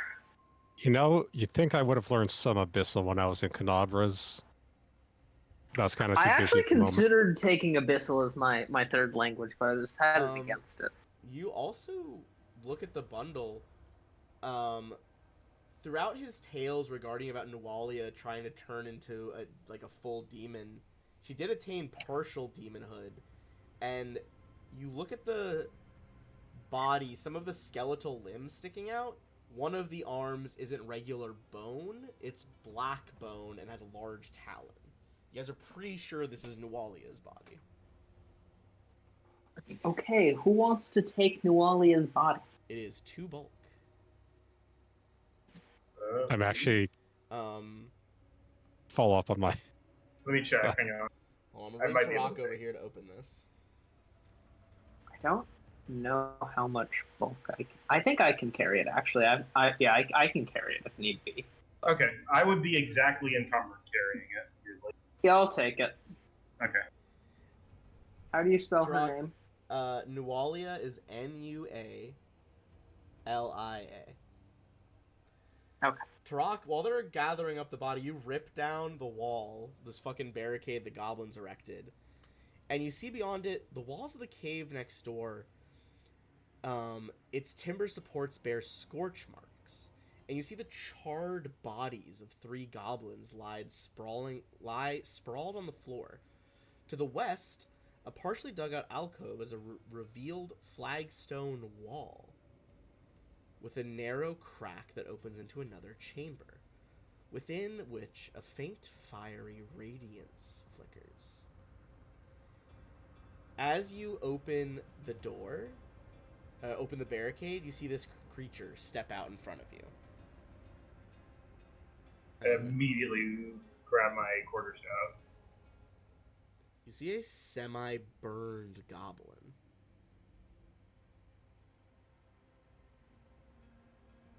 Does it look actively hostile? You hear, it like tries to put its hands over your mouth, and it's like, in broken common, it's like, stop, you'll anger up. Yeah. If it tries to reach towards me, we're gonna have a major freaking problem. It like brings its hands back as you get ready to hit it, like, you'll anger up the fire monster. Explain. Explain quickly. As you say, explain quickly, realizing that the noise perhaps was already too late, a creature rounds the corner with that flickering radiance and is going to yeet a spell at you guys. Is it an elemental? No. Some of you who know Ben, some of you who know your demonology might know what demon this is. Ben, how does can I use dispel? How do counterspells work in this game? Because I do have a dispel magic prepared. This guy's telling me to get a surprise round Okay. with his. So- If it had Boomerang. been an elemental, I could try speaking with it because I can speak. It's. That does not look like an You elemental. see I it hate to around say the But it it. does corner, not covered look in like an spirals, burning. Every time it steps on the floor, it leaves behind a burning imprint of a hoof print. Should be noted they are about 3 feet tall. Pretty small. Can I make a religion check on it? You can, but first I need everyone in that room to give me a reflex save. Enjoy it.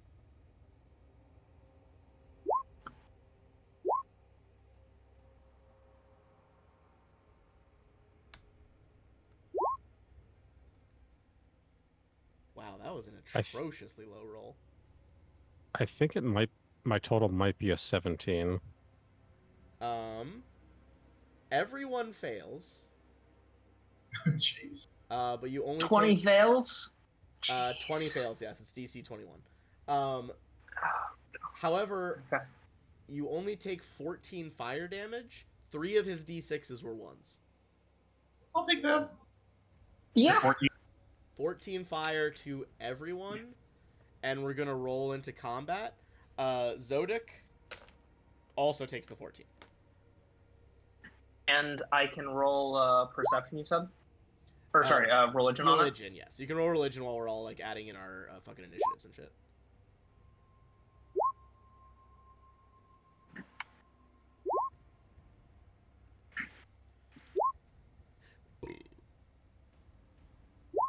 All right. Oops, that's just already a perception. I did not roll. On All right, even better.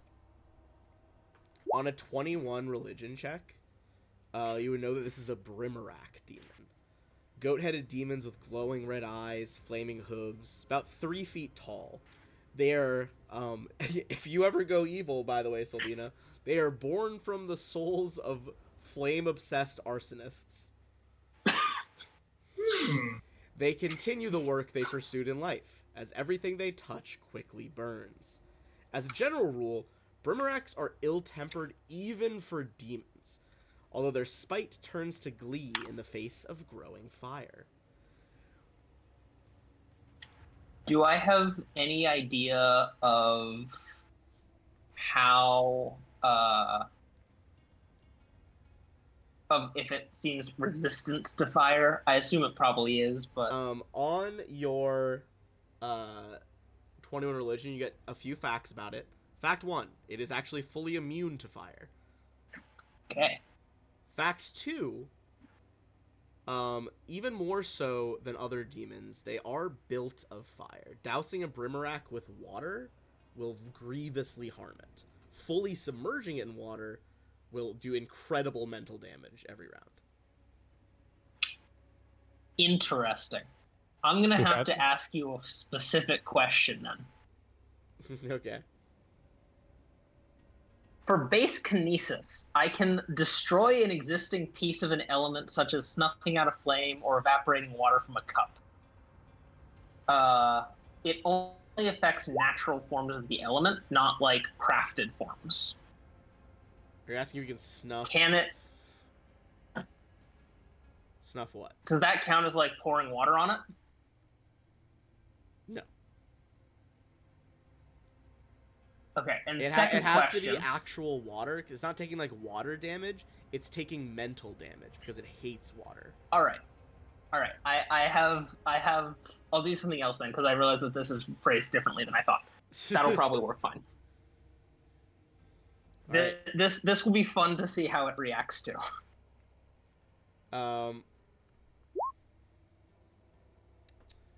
With your crazy wisdom, surprising no one, you are up first. As the fire explodes in his face, singeing his dreads and the armor around him, you see Tarek's breathing quickens as he starts almost hyperventilating.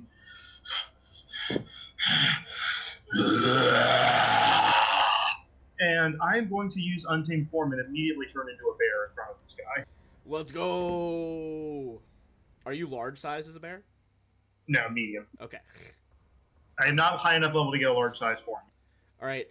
That is Bear, some of the wood you tore off the barricade, like, cracks under your paws. Alright, I am not... there's 2 actions to do that. I still have 1 remaining. Jaws on the goblin in front of me. Alright, I need to see what my attack bonus is here. Attack modifier is +9. This poor goblin. He tried to warn you guys. Oh, he's a goblin. Wait, did he take damage from the what I think was a fireball? Yes, he Yes. Okay. Just a hit. did. Yeah, that absolutely is.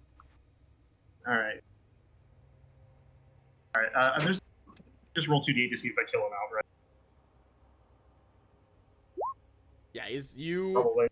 fucking smash the unfucked up side of his face with your bear paw. And then just hurl the corpse off to the side. Yeah. Yeah. I love that you immediately, Tarak, you just tore it. Like, no one questioned why the goblins might have erected a barricade. Alright, is that all your actions? Yeah, that's all 3 actions. Alright, Lupin. All right. Yes. Bond will step forward, just be like, "Man, what the hell is going on?" Oh shit! And then he'll stride up here. It's like, well, looks like it's time to bring out something a little different. And it's oh yeah, that's right. In second edition, it's like here. So first action will be move up there. Then I guess second action, I'll swap the sheath the rapier, and you see him reach his side, pull out the flintlock pistol, and let's see here.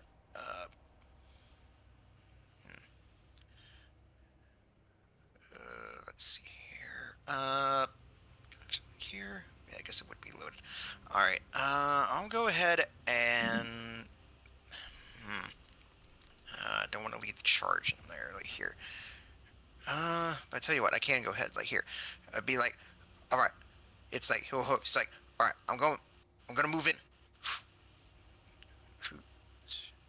This way, and then move over here, and then that'll do for me.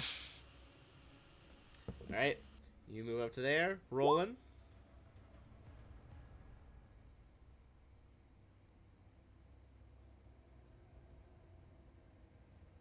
What will you do in the face of demons? Just gonna stride on past Tarek. Yep. Go for a vicious swing.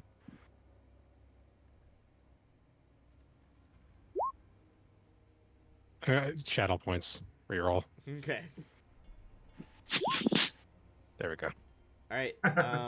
That does not crit him.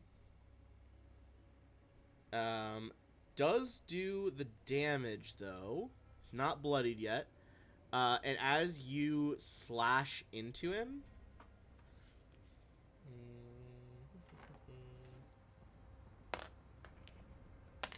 you take 8 fire damage. Oh, actually, sorry, you can make a reflex save for this. But a bunch of its blood splashes out, and it is boilingly hot.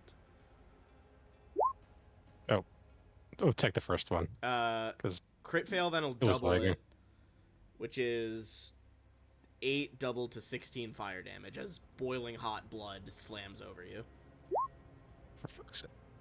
Did you delete yourself?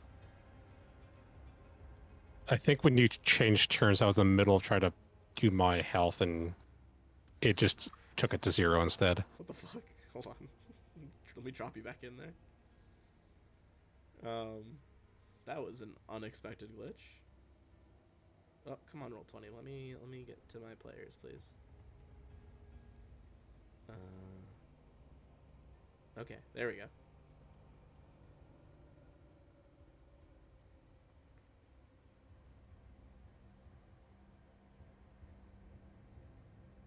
Alright. He's gonna look back at you. And he starts, like, just quietly, he's like muttering to himself. He's going to snap his fingers. A circle of fire starts in front of him, passes over his body as he disappears. And he's gonna reappear next to the Great Gangini. Oh. He then lifts up his flaming sword to strike at you. Oh, that's not great. 18. My armor class is 18. Okay, it does 16 You have shield. slashing. Is that a I shield? did. Shield isn't a reaction, I don't think. You have to cast at the end of it, like during your turn is one of your actions. It's like Shield lifting. gives you a reaction, but I would have had to cast it, and I have not gone yet. Okay. True. Okay, I didn't know how long it lasted. You take 16 slashing, 2 evil, and 2 fire for a total of 20. Wait, hold on. That's Evil is a damage type. Yes, it is. Okay then. So is Yeah, good. they have So is good. And void. Void damage goes kind of hard. I'm not gonna lie. Yeah, it's pretty tight. Oh, the Great Gangini. Having now seen Now I gotta the figure out how to make a basket- character that just does fireball. void damage at some point. Okay.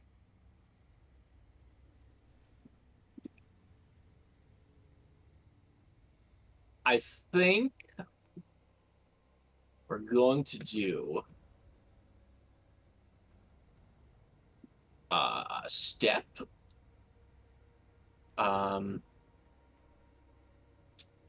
Move, drink a potion. Okay. I don't like being at 6 health. So I'm going to try to fix that. Did you count the healing I gave you earlier? I thought you were back at full health. Yes. I got hit by a fireball, and then I got hit for 20 more damage. Ah, right. Yeah, Fireball. it's pretty brutal. Oh, it just tells you how. Okay. All right. Yeah, just /R space 2d8 plus 5. All right. Oh my god. Oh dear. That was a Okay. bum fucking potion. That We'll was have to have a awful. word with Santos about that. All right. Maybe that was well, the one he bought when he at character creation. All right. Well, that's my turn. All right. Sylvina. Alright, you said this thing is made out of fire. Oh, and demon flesh. So does it have the fire trait? The fire trait. Yes. Or air trait, either way. Or it's made partly of fire or air. I don't believe so. It says so for this ability, it says you extract elemental matter from a creature's body to weaken it and take its power for your own. Target a creature within 30 feet that has a trait matching one of your kinetic elements or is made of one of your kinetic elements. Hold on. Let me read the flavor text of Boomerangs. So if it counts as partly made of fire, then I think probably, but I don't know. It is not made of fire, but everything it touches turns into fire. So I don't think it's made of fire. Okay, and it doesn't have the fire trait. No. Then I can't do that, which is very unfortunate. Also, not gonna lie, the 2E art of Brimarax goes way harder than the 1E. In that case, Yeah, that thing if I looks big. can't steal fire from it and make it susceptible to fire, which I figured would really upset it. Actually, the 1E one is pretty cool too. I just looked it back up. It's not bad.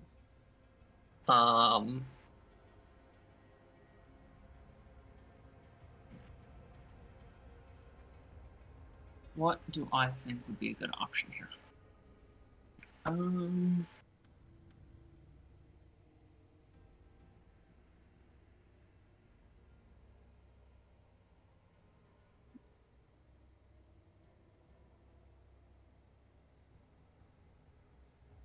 Alright, I'll just send a 2-element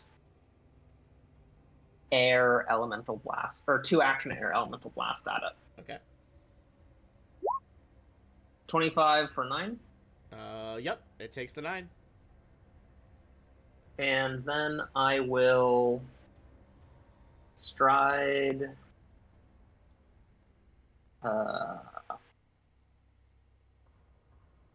into here. All right, you stride into there, and now it's to our bear. Okay. Roland, I'm gonna add you back in. I realize it deleted you from the order, but you should be before the demon.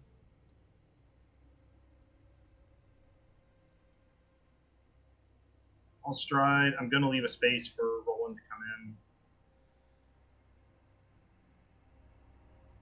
Oh, I also deleted myself from the initiative. Yeah, I added you back in. I think you went after Okay. Lupin. I don't remember your exact number, but I think you were after. I think he went after Dupont before the demon.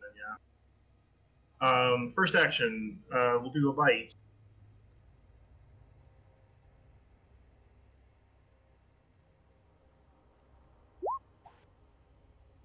19? No. You try to sink through this demon's skin, and it just, like, doesn't penetrate. Alright, next one I'll do a claw, but it says agile, so it's It's what's only normal penalties? -4. So it instead of being -5, it becomes -4.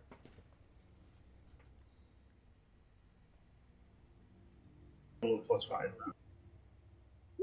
No way. Alright, No. I'm at least parrying him. That's my turn. It's unfortunate.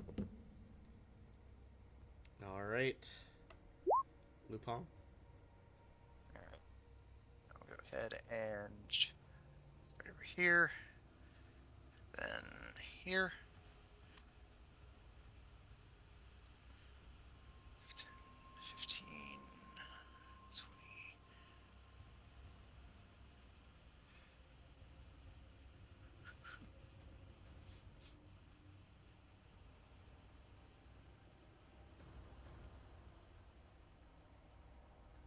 Then I'll go ahead and move in second stride. I'll move in here.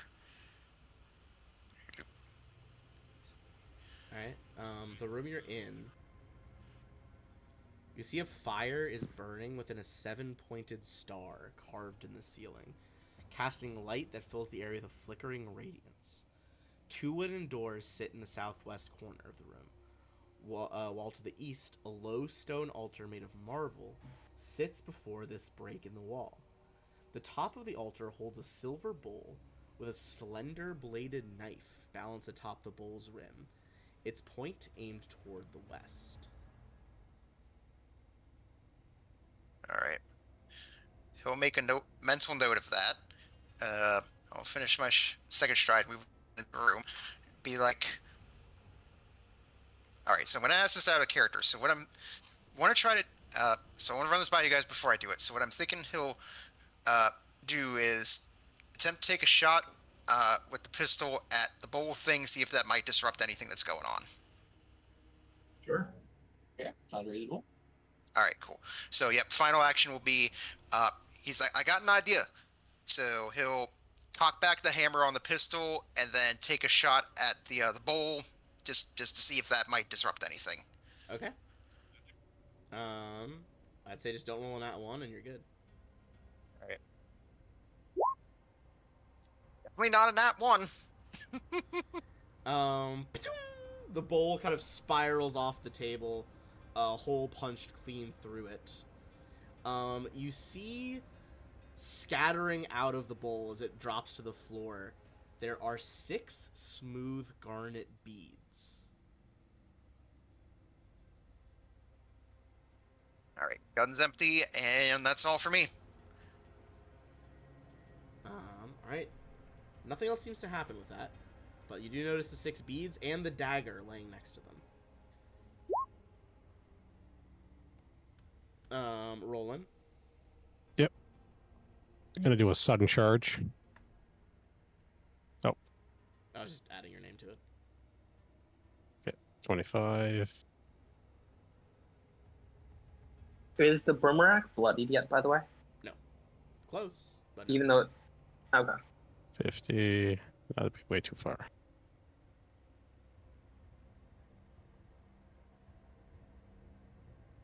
It isn't it over here? I was going to see if I could run around, but I don't have that much movement. 35 to get there. And then just attack is part of that. Okay. Deflects it off of his flaming blade. Second attack. Nope. Fortunately, no, not on that one. Kind of like digs into the wall.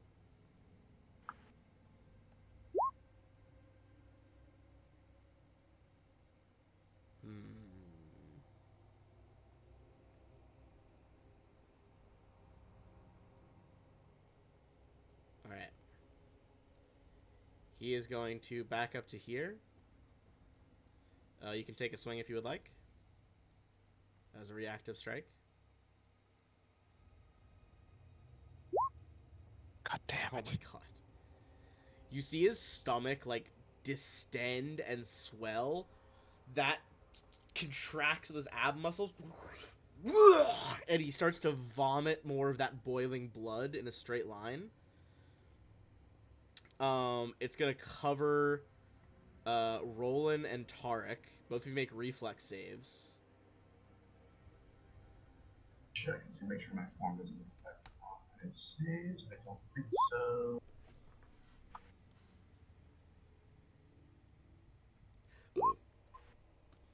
Oh, jeez.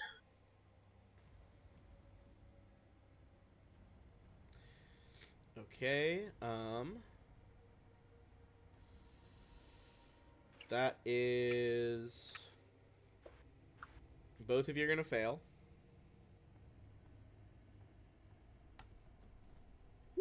You both take 19 fire damage. I lose my 5 temporary hit points. And both of you, let's see. Give me a reflex or acrobatics check. As the blood soaks the ground, it is greased. Jeez. Alright, you both managed to avoid the effects of the grease spell, which comes with the blood. That is its 3 actions, the move and the blood. Gangini. Is this a persistent grease effect? Yes, for... how long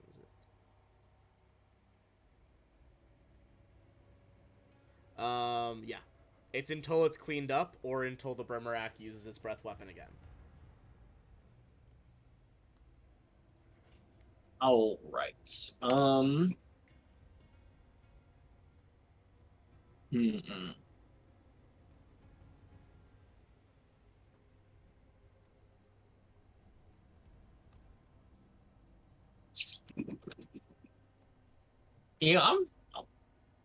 I'm gonna force barrage it again as a form of action.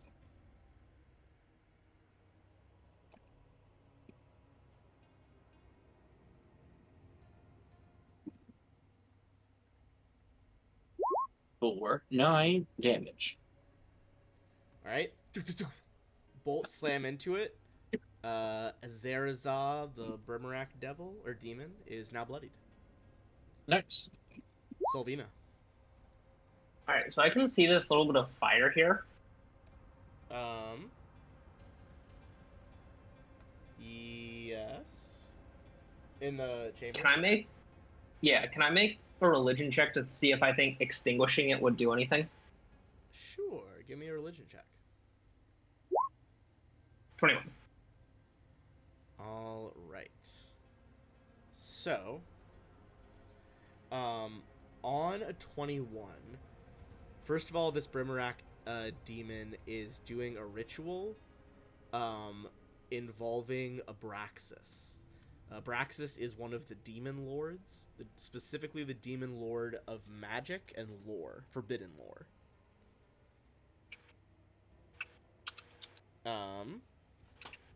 All right, and additionally,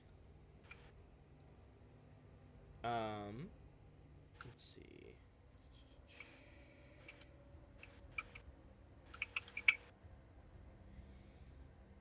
You, on a 21, it looks like the demon wasn't, like, summoned by this ritual. It looks like the demon is the one doing the ritual.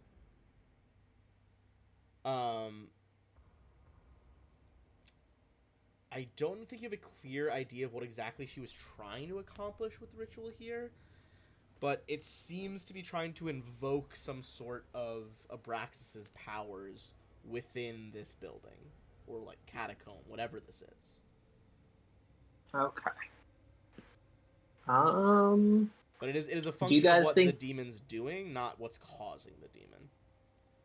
Alright, do you guys think I should try and stop that now, or deal with the demon now? I think we deal with the immediate problem now. Can you draw where the grease is? Yes, hold on.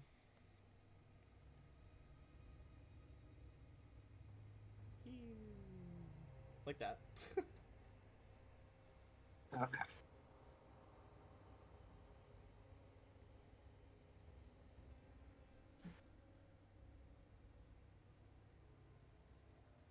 And we're sure it's a good idea to wait to kill the demon to get rid of this ritual. Mm, I mean, I would say you're not sure on that roll. Maybe. up to you.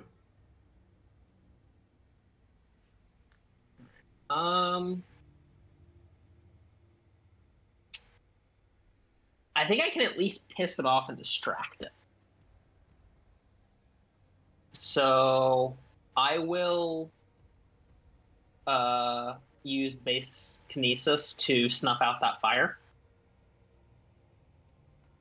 Okay. Snuffs out.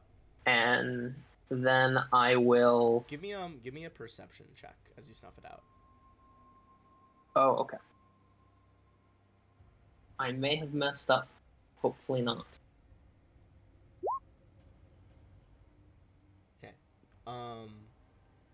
You see, like here, where the bowl got like shot off and like spilled all those garnet beads on the floor. You see the beads briefly like whooshing, like shine as if a light passed over them. You also see it looks like there's another shine within the hilt of the knife. All right. I'm just gonna say to Lupin, collect. I'm just gonna collect the knife and the beads, and then I'm gonna stride over to here. I think. Yeah, I'll stride over to here. Well, that does put us all in range of another five. I'll stride to. I mean, I'll be here, moving. I think Roland and I will both be moving to engage again. I'll stride to there. Okay, that's it for me. Okay. Tarek? I'll move forward. I know I'm going to have to make a reflex save for the grease. But... Yep. So, first one.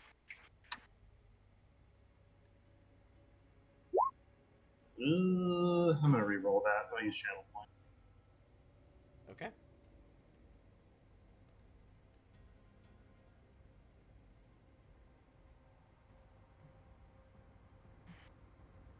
I'd rather not be on my ass. Valid. There, much better. That, you're good. You can walk across the greasy blood.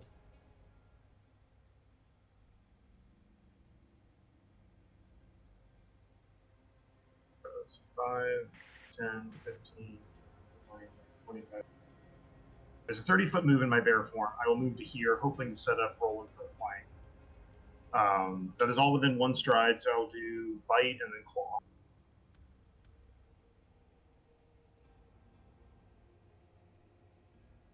Here's the bite. Not gonna do it, yeah.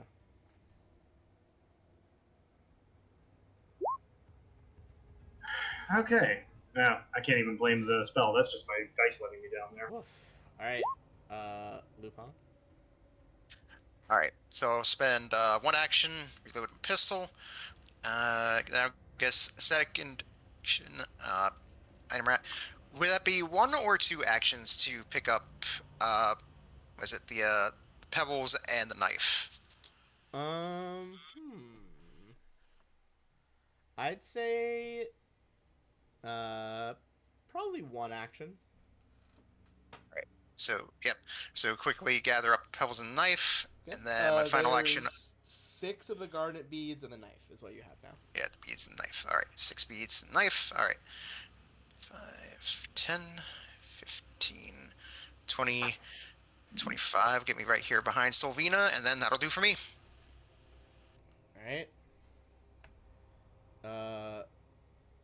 Roland.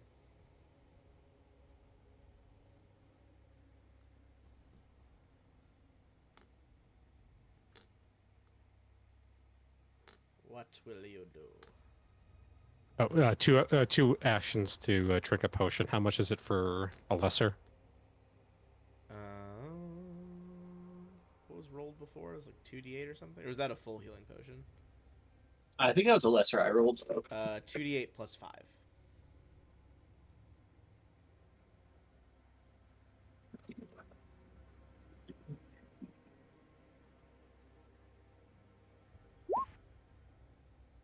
Damn. There you go. Ooh, solid. See, maybe that was the potion that was given by Father Xantus. He knows what's up.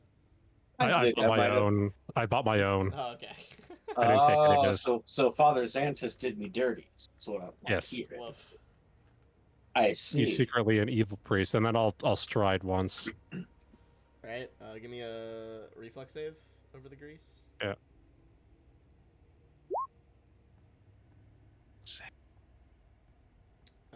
So you'll fall prone like here.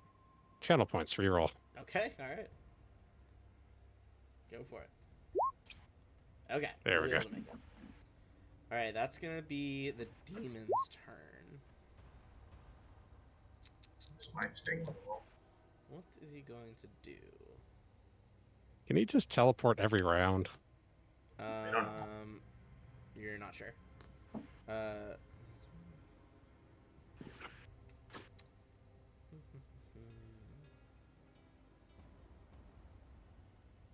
He is going to.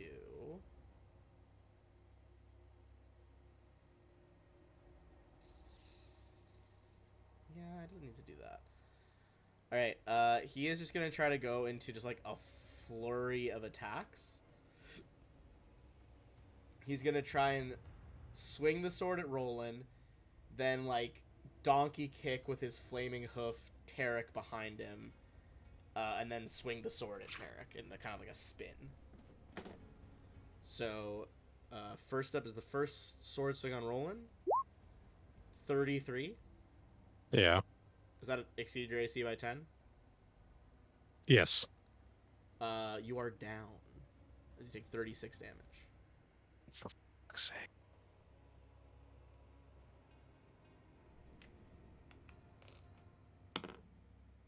Okay. That's gonna be 18 to hit the bear with a hoof. Miss. My AC is 20.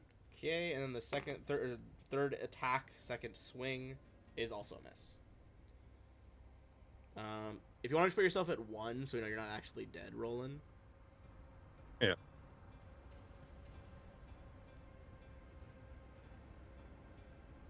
All right. So you are currently at dying 1.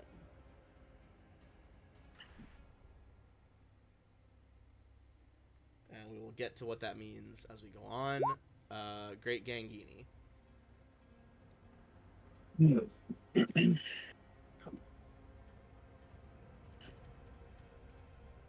Yeah, the only real single target thing I have is Force Barrage. So, out, I think just take the guaranteed damage.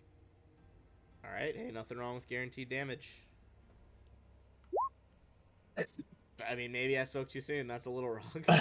Oh, jeez. They kind of like ineffectually like thunk into like his horns and stuff. Like it hurts him, but not that bad. Sylvina. All right, I will.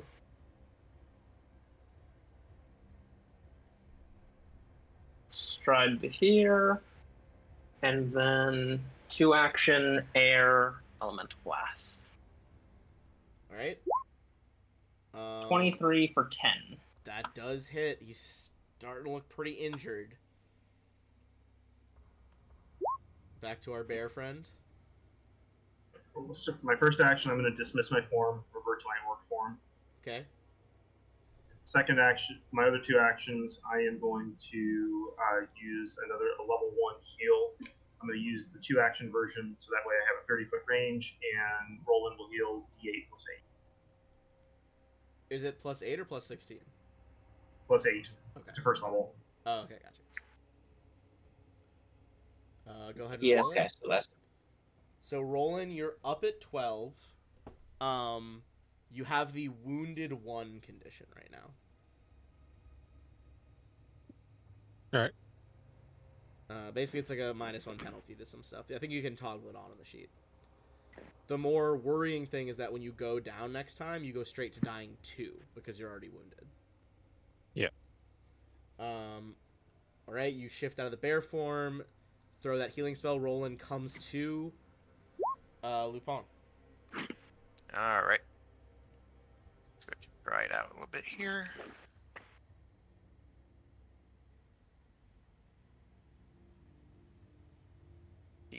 All right, so here. And all right, so I'll stride up to here. So if I look down, and then I'll go ahead and take a shot with my pistol at him. All right, stride up, aim down the sights. 25 for 4 piercing. That is a hit. Whittling him down. All right, final action, reload. He's And that'll do for me. in the orange now, getting closer to the red. Rolling. All right, take its action to stand up. Yeah, one action to stand up. He doesn't have any op attacks or anything though, so not that that even provokes in this edition, I don't think. Yeah, I'll stand up and do a vicious swing. All right, you stand up, back from bleeding out on the floor. Fucking channel Flanking. points reroll. Channel points it. And we're flanking. Oh God. my god. Fucking damn it. Even with flanking, yeah, that's not gonna do it. 18 wouldn't have done it either, to be fair. All right.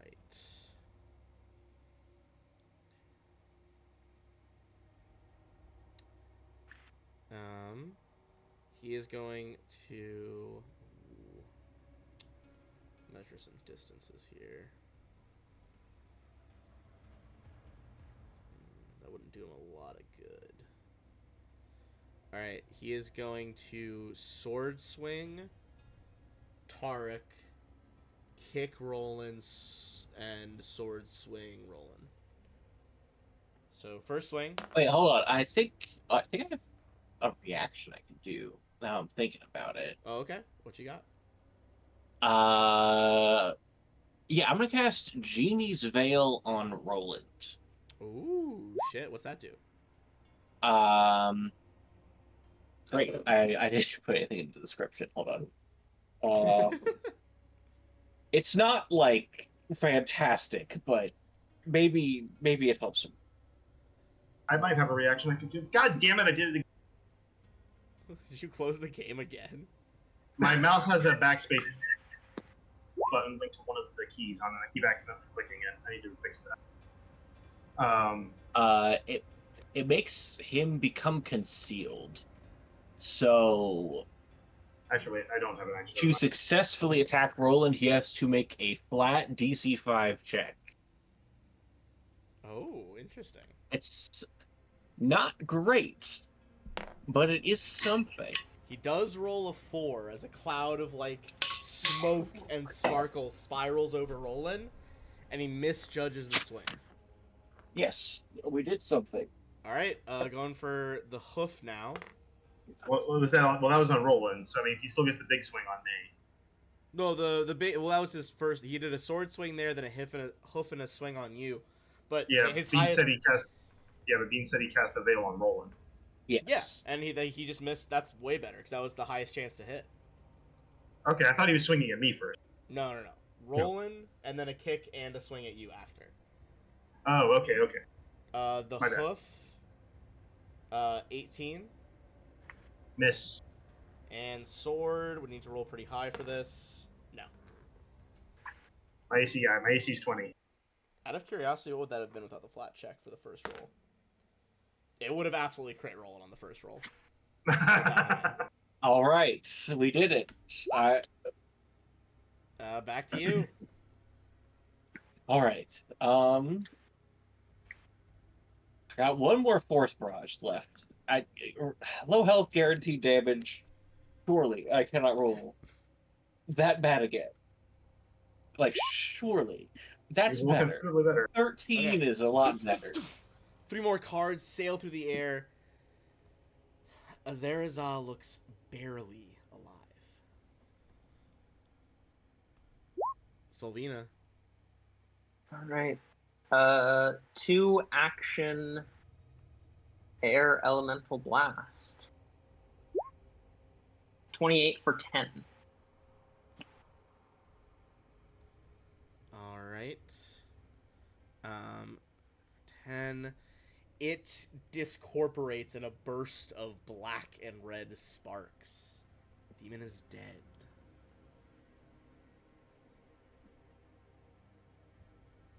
right, everyone is going to get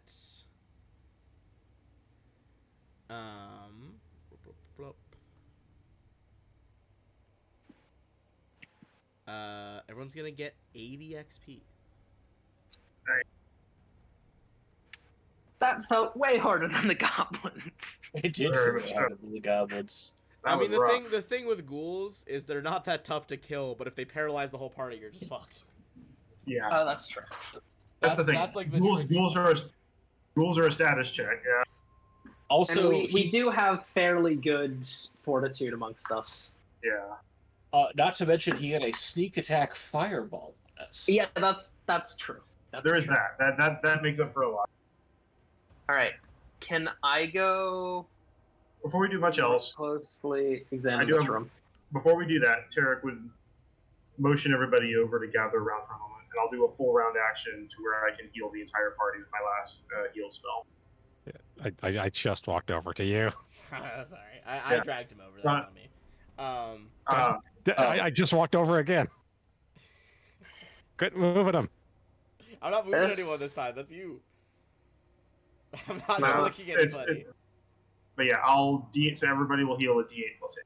Remember, you guys can also treat wounds on each other once per hour. Yeah, I will do that as well because I am trained in this. You can only All right. benefit once Yeah. per hour, but... Yeah, so 14. everybody heals 14 full. puts me to maximum, so I don't need someone to treat wounds on me. All right, I will treat wounds on Roland because he did take the wounded trait. Yeah, the 14 will put me up to max as well. How long does it take to treat wounds? Can I do it on multiple people then? 10 Or, minutes. yeah. You can do it on multiple people. They just can't benefit more than once per hour. Okay, give me a minute then. Are you an expert in medicine? I am. Or just trained? No, I'm just trained in it. Okay, so it's a DC 15. Okay. And if you crit, sorry. it's more. And I can't do that on myself, right? You can do it on yourself. All right. I will at least do that on Roland and on the Great Gangini. Right. So, because Lupin, are you at full health? I know. Oh yeah, I'm good.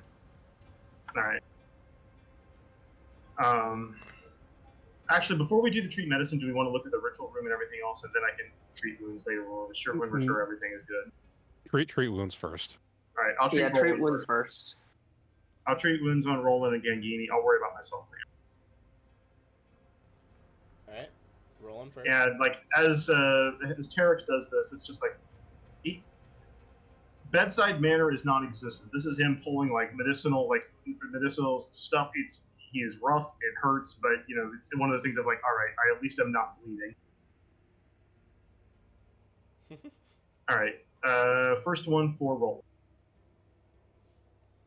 Yeah, I mean he's an orc druid. He's not going to be exactly have a gentle touch. Just fucking like slapping poultices onto wounds super hard and shit. Yeah. 27. That I- exceeds by 10, so it's a crit, so it's 4d8. Does that remove the wounded trait from him? 13. On a critical success, he does lose wounded 1. Nice. All right, and then Gangini. I did not make that one. I don't have a reroll or anything. I hold him down for you while you do that. So unfortunately, this one it doesn't take.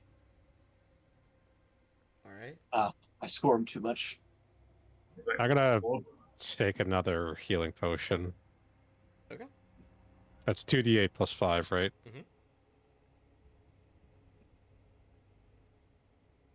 I will take a lesser as well while we're doing that.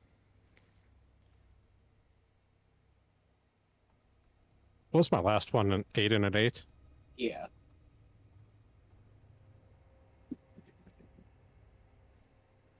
Oh, Ben, I have a healer's toolkit. I don't know if that helps at all.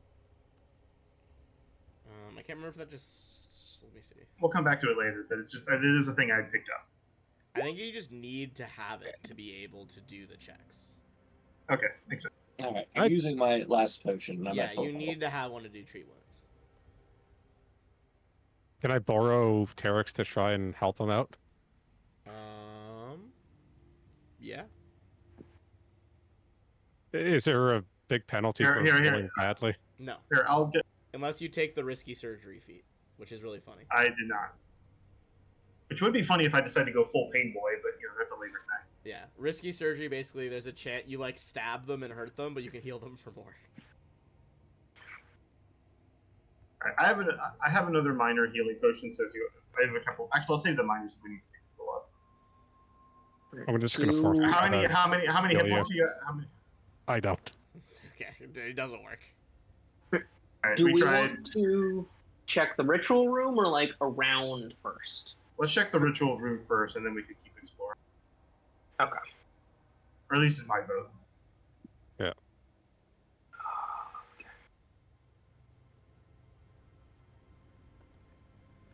Alright.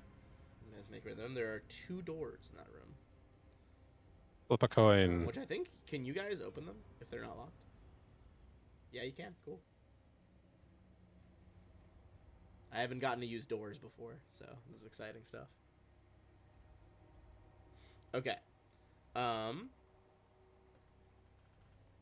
So, in the little closet there's a bunch of, like, ratty old robes that are mostly disintegrating. However, there is, if someone wants to make an Arcana check, see there's like an orange and green hood that has not rotted away. Clearly it is magical. Oh, I can do that. Solvina, you are able to identify this item. I will add it to your guys' journals.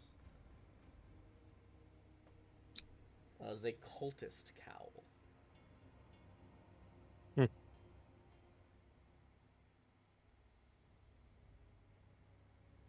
Interesting. It will change to whoever you worship, basically. You do see that it was the symbol of the demon lord she was worshiping. It was a symbol of Abraxas. Does anyone else do like religion stuff, or should I take that? You take it. Yeah, go ahead. So I think All yours right. would turn yellow and black, I believe. Yeah, I think so. Can I like almost wear it as a scarf, so not like actually wear it over top? It would still mechanically use your head slot, but yeah, you can do that. Yeah, that's fine. I just think that, fashion. Yeah, I'll allow it. Sylvina would not want to just have a cowl in Yeah. addition to all this. That's fine. That's reasonable. All right. This is called a cultist cowl. Yeah, it's in your journal now too, so you can search within the journal and have it. You guys okay with me just bursting down doors? Bursting down doors. Okay, well, hold on, Roland. I'm gonna back you up there. Fucking Captain Alright. Burst over here. Alright, so you and the Great Gangini went in there. So first I'm gonna describe it, and then we're gonna do some stuff. Oh, Roll for come on. Really? the- Sorry, it doesn't add the check automatically, so I have to somehow figure out how to program in the bonus. I think you can add modifiers at the top. The north and west walls of this chamber are carved with hundreds of runes, all radiating out from a 7-pointed star with a flickering flame burning at its center. Now and then, a little sputter of sparks showers out of these flames. A wooden door in the northeast corner of the room has been adorned with a single rune, carving that looks vaguely like a horned, fanged face. Anyone? I hate this. I'm getting flashbacks. Dude, I was so excited, Nick, when I was looking over this earlier. I hate this. This is deeply related to my Sunday game that Nick's is in. I hate this with a passion already. Dude, Ben, did you see my message I put in Roll20? Oh, hold on. Oh yeah, absolutely. I think same with Nick's. I don't know that Solvina would know it. Sylvina would not. She does not have the language required. anyone could make a. Ooh man, no one. I don't think anyone speaks this language. I rather doubt. What is it? Thessalonian. Oh As yeah. I figured, yeah. I have a book of translation for Thessalonian. Let's go. What does that do? It's like a you can translate, but it's like really slow. Okay. You would recognize this at least as Thessalonian. Whether you want to like just kind of, try to write any of it down to do later, but you would be able to translate it slowly. Now, with all that in mind, as Roland, Solvina, I guess, as well, is out here now. The three of you, as you begin to go into that room and explore the runes, Roland is going to trigger this for all of you.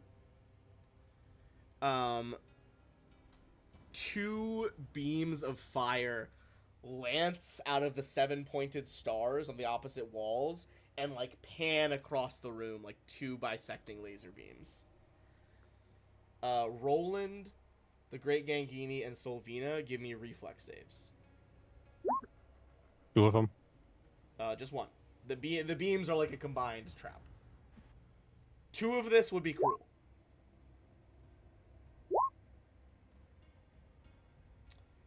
Okay. Pass, fail. So Solvina and Roland will have this. The Great Gangini will not. The Great Gangini takes 39 damage, and the other 2 of you take 20 fire damage. Not even close. Does that bring you to 1? Yes. Literally, I rolled 1 on any more higher than any of these dice. You do see the runes seem to stutter and splutter out. It looks like they can't do this again right away. I'm gonna go. Don't like that you added the words right away. Where are the runes? On like opposite parts, like 1 on this wall, 1 on the wall behind Solvina. Okay, do I notice any other runes further down? No. All right, can I peer around the corner and try to see if there's any runes down the hall? Yeah, I don't know if the light from their torches is gonna reach that far, but you can take a step down. Savina, hand can I him borrow the your torch. torch? Yes. Yeah, I'll hand the torch. Okay. You also have extra torches. if you My just wanna have a inventory torch. is basically Boz's inventory. It's It's like an expansion bay. Jesus Christ. All right. You are now shining light like a torch, Roland. If you want to take a step forward. Yeah. I kind of want to just like peek my head around the corner and not fully take a step onto the. We'll say if you Here. want to just move your token down a square, so like mechanically you can see it on roll 20, but we'll know Yeah. that you're just peering. You should be able to see all those doors. There are a lot of doors around here. 4 in this hallway. Yeah. I'll tell you right now to save some time, because there's no trap in this hallway. This one is locked. The other 4 are not. And you can also see the Okay. hallway bends around the corner. And there are no more runes on the walls No. here, right? Okay, good. It's clear after that. Which Don't one worry, did you say is I've locked? used it. This one. First one on your right. Okay. I'm gonna. Do you guys want to quickly get in before the trap resets? Yeah, Yeah, I guess I'll limp over there. Beans. I'll give you my last lesser healing potion, so another 2d8 Yeah. plus 5. Okay. I guess Lupin will get in front of you, be like, just stay behind me, Cher. I got you. All right. I appreciate it. All right. What's in the room? So you open that door. Thick layers of ash cover mostly empty weapon racks in this room. Although an old sword and a small stack of arrows sit on a shelf in the northeast corner. A single 7-pointed star is carved in the ceiling. At its center flickers a strange blue fire that periodically trails what appear to be snowflakes that melt away into nothing when they reach the floor. What appears to be What- scorch marks radiates from under the door to the south of the room, as if a great explosion sometime long ago burst in the room beyond. What kind of sword? It is a long sword. Fuck that. Although anything that has lasted this long in such an old, like, sepulchral chamber must be magic. All right, we'll leave that for later. I don't know if any of you Can- use long swords. I roll Nothing else we religion can sell it. on the fire and the stuff. Or what would I have to roll on that to try and figure out what's going on in there? With that ice fire, Yeah. probably be occultism, I would say. Okay, I'm not trained in that, so I don't think I can roll that.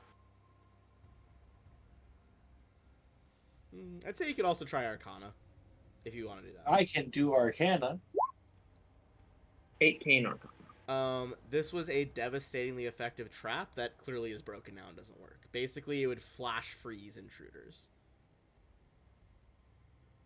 Somebody wants to grab the sword. I think on or... an 18, you'd also know that, like, not only would it do that, but in their state of suspended animation, it would constantly inflict them with pain.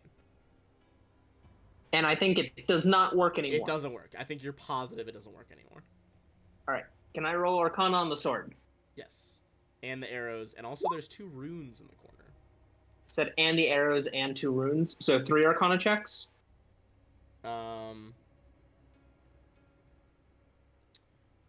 Yes.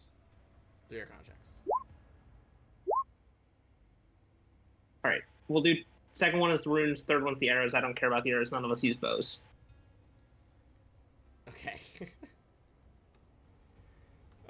Sword, runes, arrows. The sword is a +1 cold iron sword. Okay. The 16 was the arrows? No, the sword was the 16, the 21 was the runes, the 11 was the arrows. Okay. You're not sure what the arrows are. You do know that there are 2 striking runes in the corner.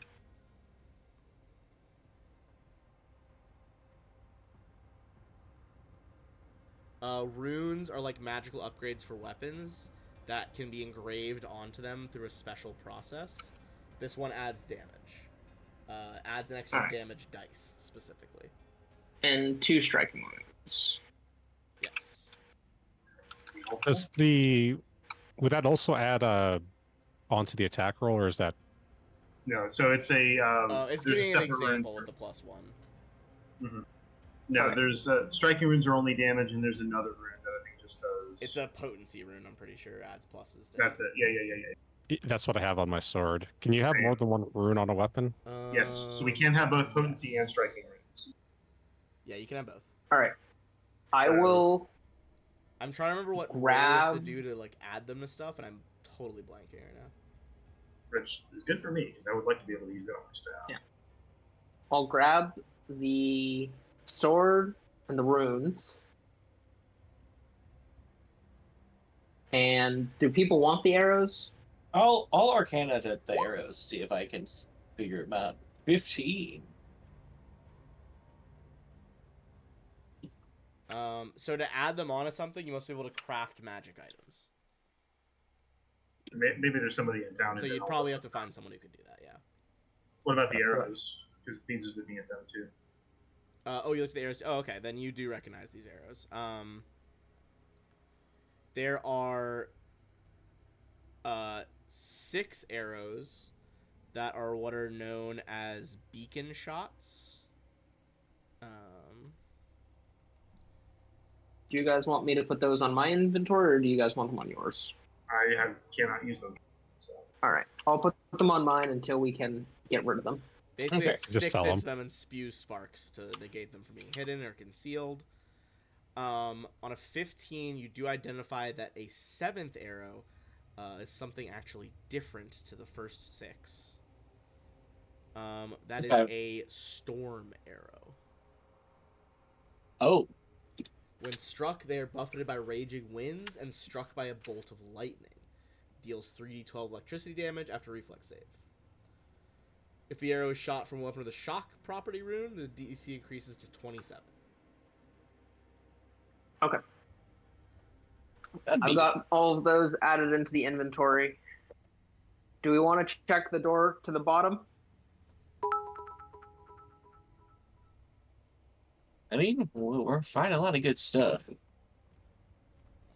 It is Don't like potentially the the. looks that it exploded. You know what? If you guys want to back up, I'll be brave. All right. Which door are you opening? All right, This one. All right, go for it. the one down here. Oh, there's one inside the room. Okay. Yeah, there's one at the Yeah, bottom yeah. of that room. That's One the one where the inside the explosion room. was coming from. Sylvina, you want to back up? Yeah. I'll back a little bit. What kind of door is it? Is it like you may want to back up further than that? It is like a wooden door banded with like old rusted iron. All right, I'll move over here. Definitely still sturdy enough. It's not gonna like shatter, but it opens outward. If that was the question. What's the kind of opening mechanism? Like you turn a latch and then push.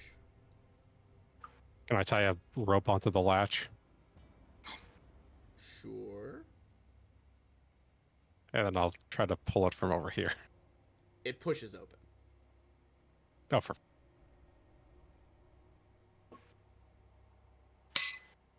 I'll stand in the corner and sort of All right, fair enough. slam the door. You push it open, brace around the corner. If you want to just move your character to the side, we'll know you're just peeking around. The walls, floor, and ceiling of this long, pitch-dark hall are blasted black with soot, and a fine layer of ash covers everything. Scattered here and there are heaps of ash, from which a few fragments of bone protrude. The tunnel heads farther to the west into darkness. Give me be an Arcana check, anyone that looks in that room. I'll go do it. I've only got a +1. Solvina, If there's on the 23, you look out into that room and you can tell a powerful, like way more powerful than a fireball spell, a powerful ancient blast of magic fire tore through this room ages ago, like in ages past. Does it look like it's trapped at all? How do you mean? The room. Like if I walk in, Oh, I do thought you think meant like something is the similar soot to happen? trapped? And I was like, well, I don't know how that would be. No. You give me a perception check in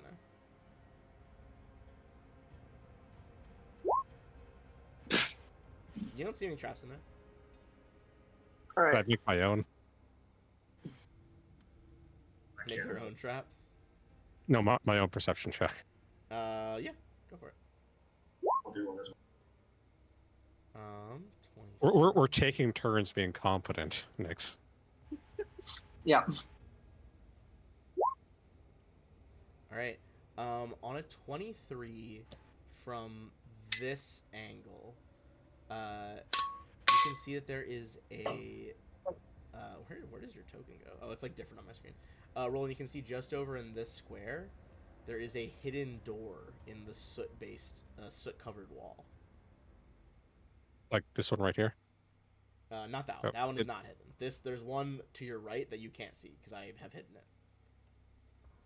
Can you Oh, unhidden it? Yep, there you go. It's locked though, so you would need to make All right. a thievery check or try to break it open. Does our rogue want to lockback, or do you want me to smash? I guess Lupin be like, here, maybe this needs a bit more of a gentle touch. If you fail, I'm kicking the door right next to your head. Give me a perception check in that part of the hallway as well. I was just moving to try and get like out of the way. But if I was moving down here, I would like look around first on Yeah. 22. There is another secret door ahead of you.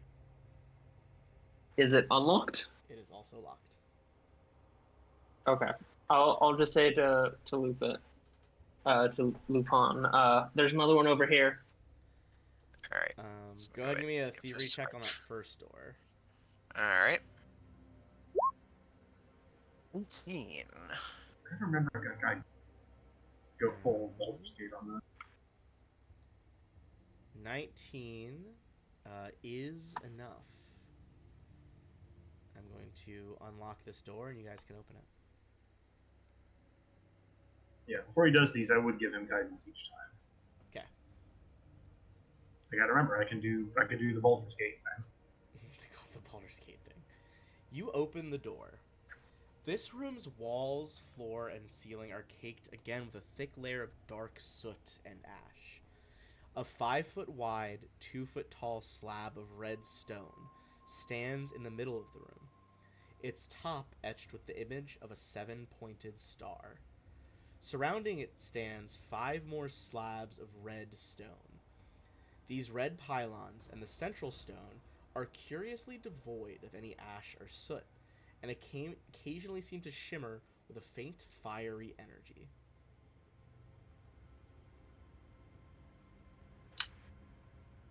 Okay. We have 6 garnets, right?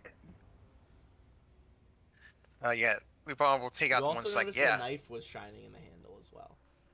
Yeah, okay. Yeah, so grab there's the knife 7 as well. items. Can I make a check to try and figure out what this is? What the knife is hiding, or what this is? No. This stuff. In here. In the room. Lubin has the knife, I haven't seen it. First of all, for finding this room, everyone gets 60 XP. Yeah.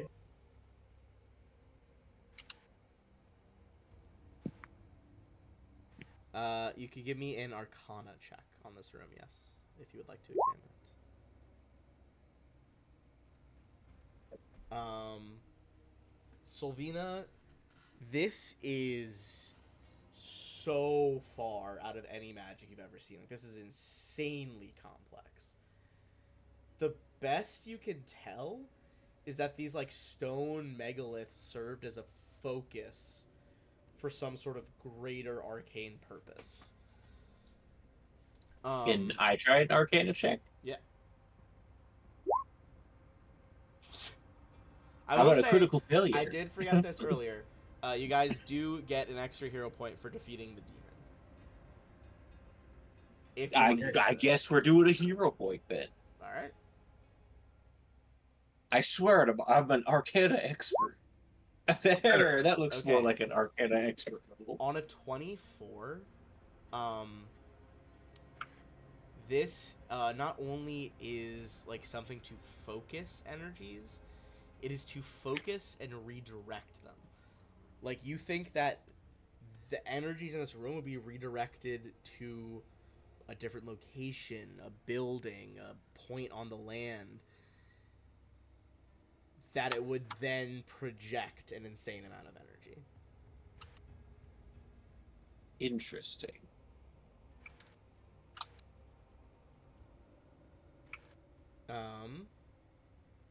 What are you guys doing there? Or are you just looking?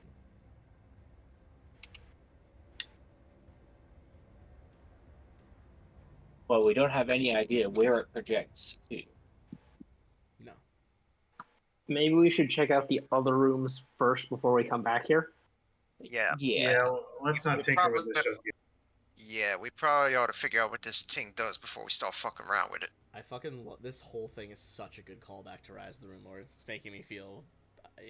This is not... I've got a lot of deja vu going here. It's all coming full circle. I haven't played Rise of the I don't know Rune if you Lords. got this far, James. I'm gonna message you. Yeah, we'll talk. But this kind of... And I may be more paranoid than I should be because of what is happening in the Sunday game. But... Yeah, that game's deadly. I don't know... Anyway. Alright. I have no idea what we're actually supposed to do in that one. I think that is not a well-designed initial start to the campaign. I think it is designed well. For various reasons. Lupin, are you trying to Maybe I unlock that will one? reassess when I see more. But for now, I feel like there is no good direction in that. Lupin, do you want to thievery that one? Yep. I guess probably now everyone would see. It's like you see him take out the small leather satchel that has the thieves' tools in it. So it's got like the lock picks, and you see him just tinkering around with it.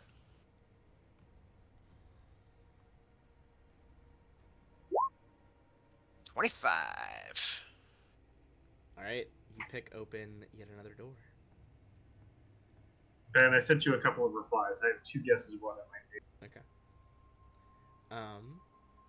The walls of this room are adorned with unsettling carvings in an eerie-looking alphabet. To the east sits an even more unsettling sight. A 5-foot-wide egg, or maybe a plant bulb, carved from dark green stone. Stony tentacles, or roots, radiate out from the sides of the egg, making it appear to be clinging to the eastern side of the room. Anyone beholding this can give me a religion check.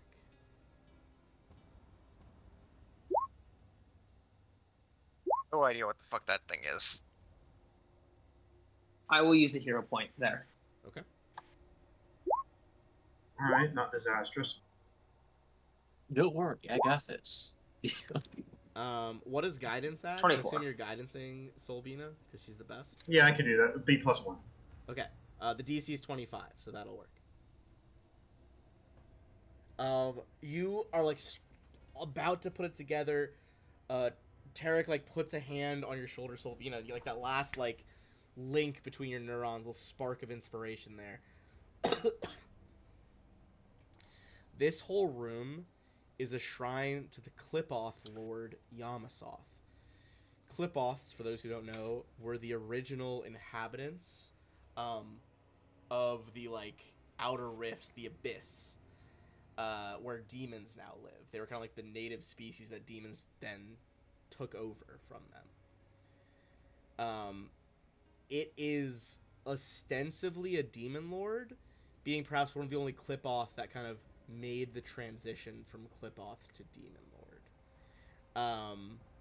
That is one of the common thoughts of scholars, at any rate. There is some thought that Yamasoth being experimented on is what led to demonkind as a whole. He's concerned with curses, cursed kingdoms, vile experiments, fleshcraft. These are all like areas that he would be representative of.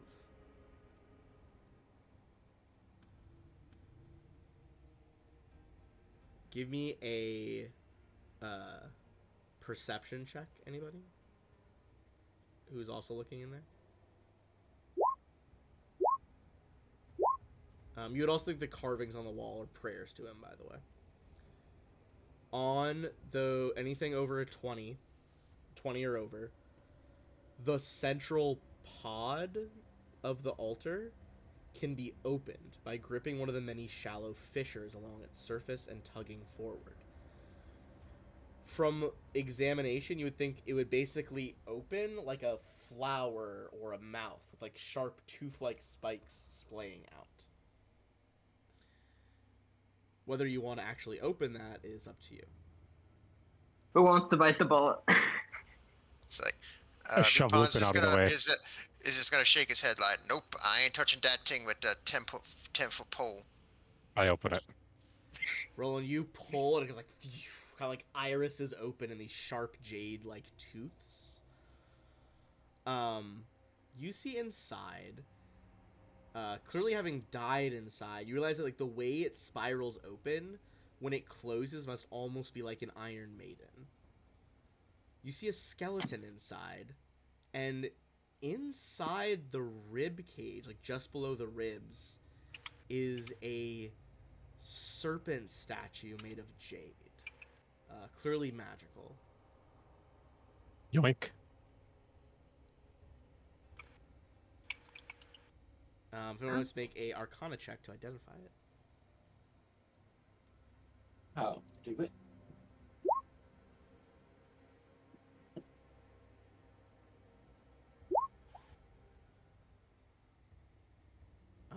again later. You guys aren't quite I'll sure. hero point it. I'll hero point it. Okay.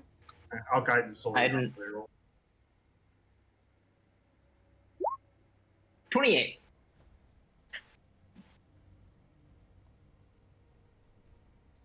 That is way better. This is a jade serpent wondrous figure.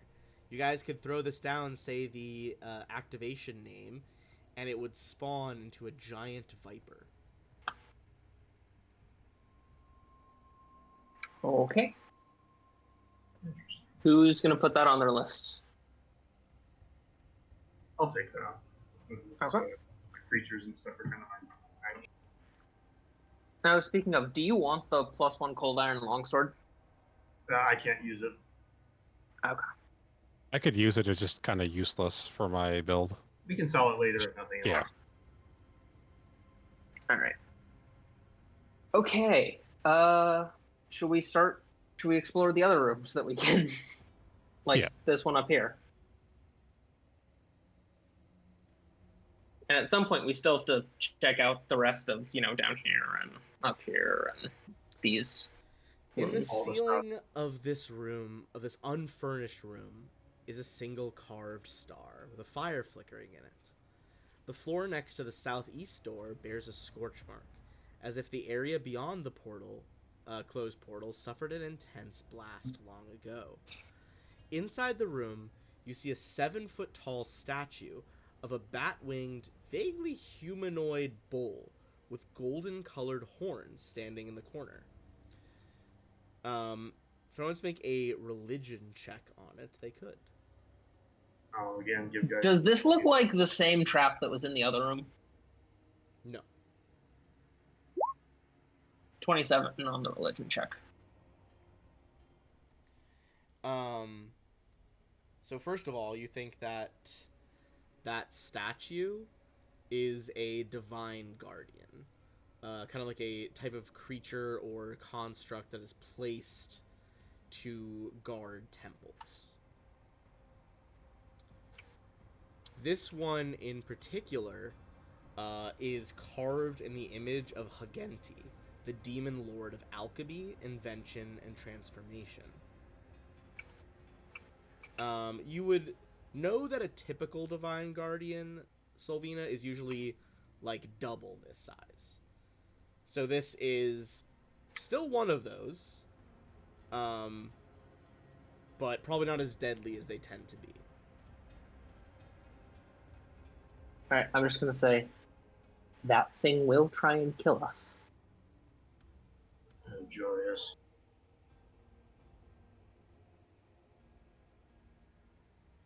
Do we maybe just close the door? Yeah.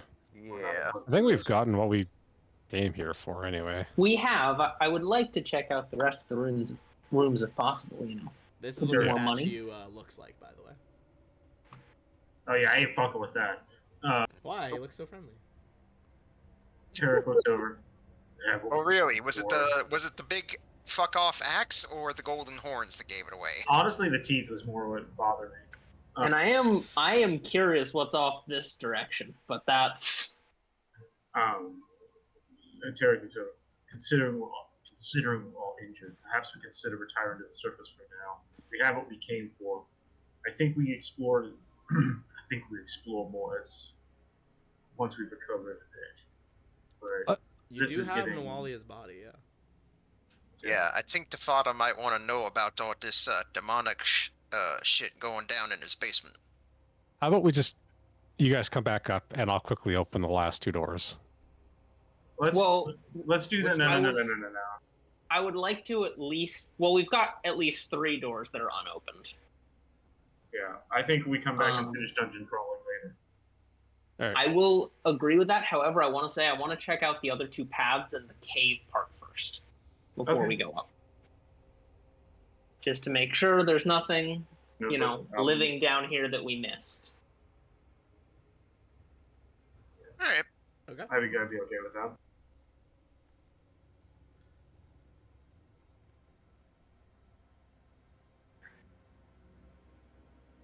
Before we go back around, can we check to make sure the runes are off? Yeah, they're off. Okay. You can tell they're like not flickering.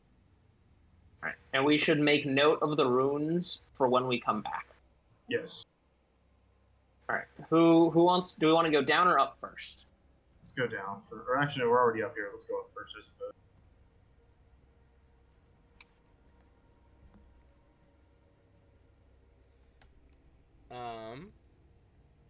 So the down one over here, it just loops back to the main cave. Okay. And up. And up. Oops, sorry. Bring around that one.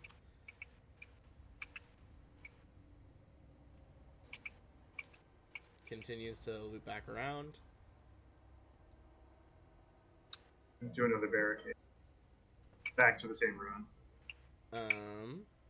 Almost. So it goes over here, to the back side of that locked door. Gotcha. Could I see if Glorcus has anything on him that's worth having? Yes. One sec. Oh yeah, we forgot to loot them. I don't think he does, to be honest. The low ceiling wood brace tunnel comes to an end at a stone wall, the 4-meter diameter hole. The rectangular room is lit by flickering flames at the center of a 7-pointed star. You see you could clear that rubble out to reach that locked door. Up to you guys if you want to take the time to do that. It would take probably like 10 minutes moving all these rocks. I think, given we already know there's another route, I don't think it's worth the time to you all.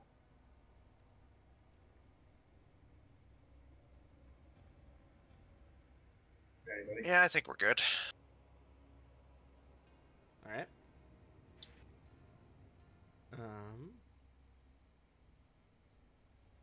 mean, if that's one of the last rooms, maybe we should just get the last rooms out of the way, you know? You can see that Glorcus's wand is indeed a real wand, if anyone wants to make an Arcana check. Okay.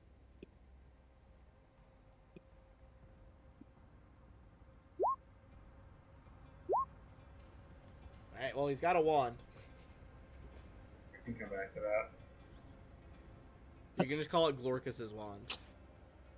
I wonder if it's a wand of noise burst. It could well be.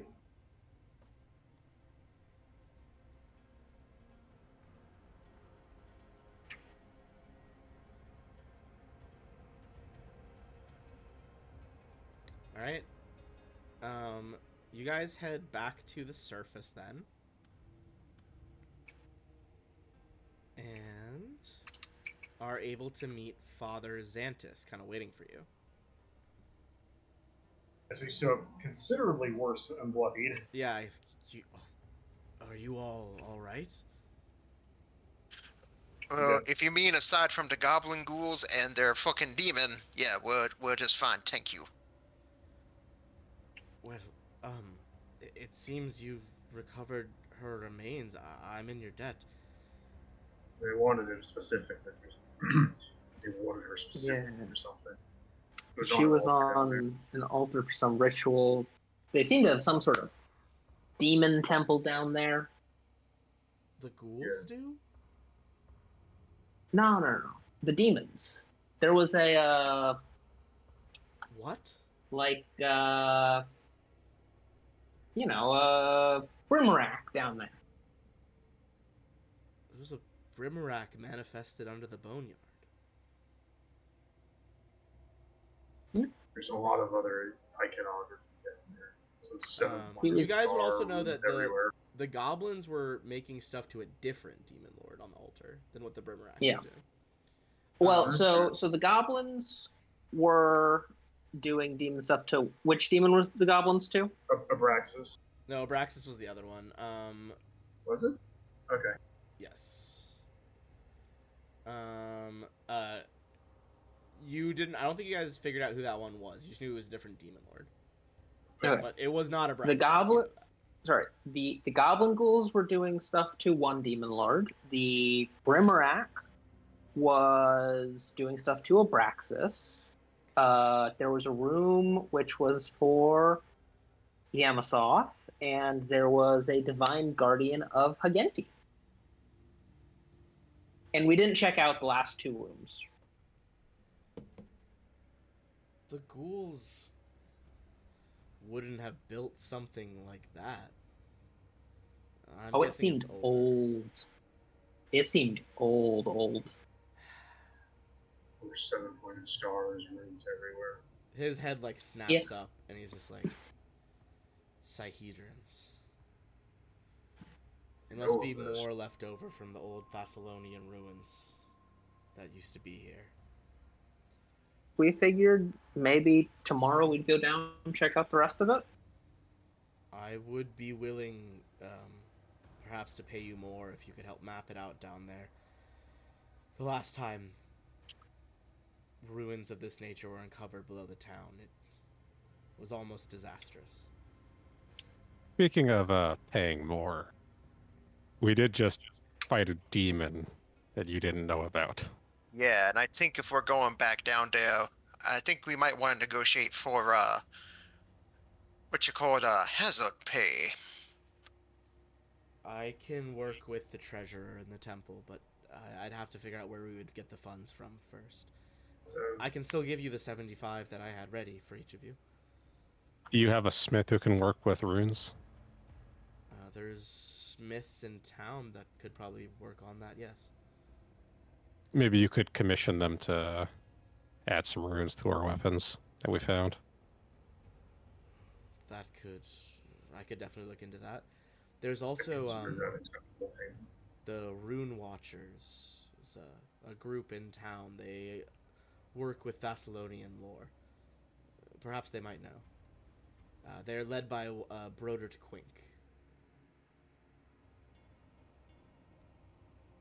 It always seemed a bit stuffy, you know? Fun fact, actually, Not like the type to have a Brodert Quink's model from the first game. Like his actual, like, IRL mini. So, you don't seem like the type to have a good time. So Tarek leans over towards Father Xanthus. You mentioned the people who explored this place before. We're having a discussion about some information you might have. And then Tarek would pull essentially a charcoal drawing. Okay. This may look familiar to you. And you'd see a ball to work with kind of like mutton chops beard. Look very kind of gaunt, very thin almost. Is this one of the people you saw those? Say the last part again? Your mic's kind of cutting He out. said, sorry, I'm on my laptop. He's even go, was this person trapped? I'm not sure. I'd have to ask the younger priests. Look, take the next few days, do what you need to do. Nualia's remains. Adrani's not going to be here for at least a couple of days, perhaps more, to do the ritual. Well, we should search the rest of the temple down there at some point.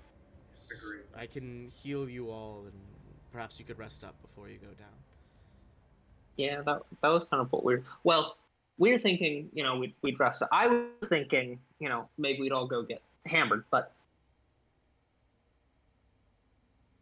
it seemed like there was quite a lot, because there were the two rooms, and then You there could was check out the Rusty Dragon, I suppose. I live here. I know where to get good stuff. Down there were the two rooms, and then there was this big tunnel, which seemed to go for a ways and was very much not burned. Yeah, not burned. Mm. I would be interested to know what more you find down that tunnel then. Nothing else. You got a considerable demon problem down there. Do you want us to get rid of the Divine Guardian? I mean, I would greatly appreciate that. I'll have to see what funds I can offer you for it, but I would like that. but I will confer with the treasurer. You all are welcome to rest in the guest rooms at the temple or at your whoever needs a room. I am going to bring Nualia's bones and try to sanctify them in the temple. And everyone gets 80 experience for recovering her remains. And this will become gradually more and more relevant with different factions in Sandpoint, but you guys have gained 1 reputation point with the Sandpoint Cathedral. Should we track those, or should we just let you track those? I'll track it. It's okay. Okay. 80 XP, you said? 80 XP. It should be at 330.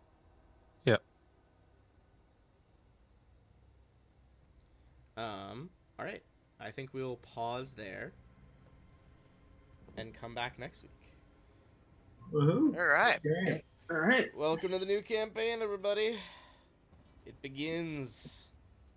Yeah, I think it's gonna be fun. That first fight went so much better than the Way second fight. smoother, yeah. All right, Yeah, that we'll second be fight was back like- next week.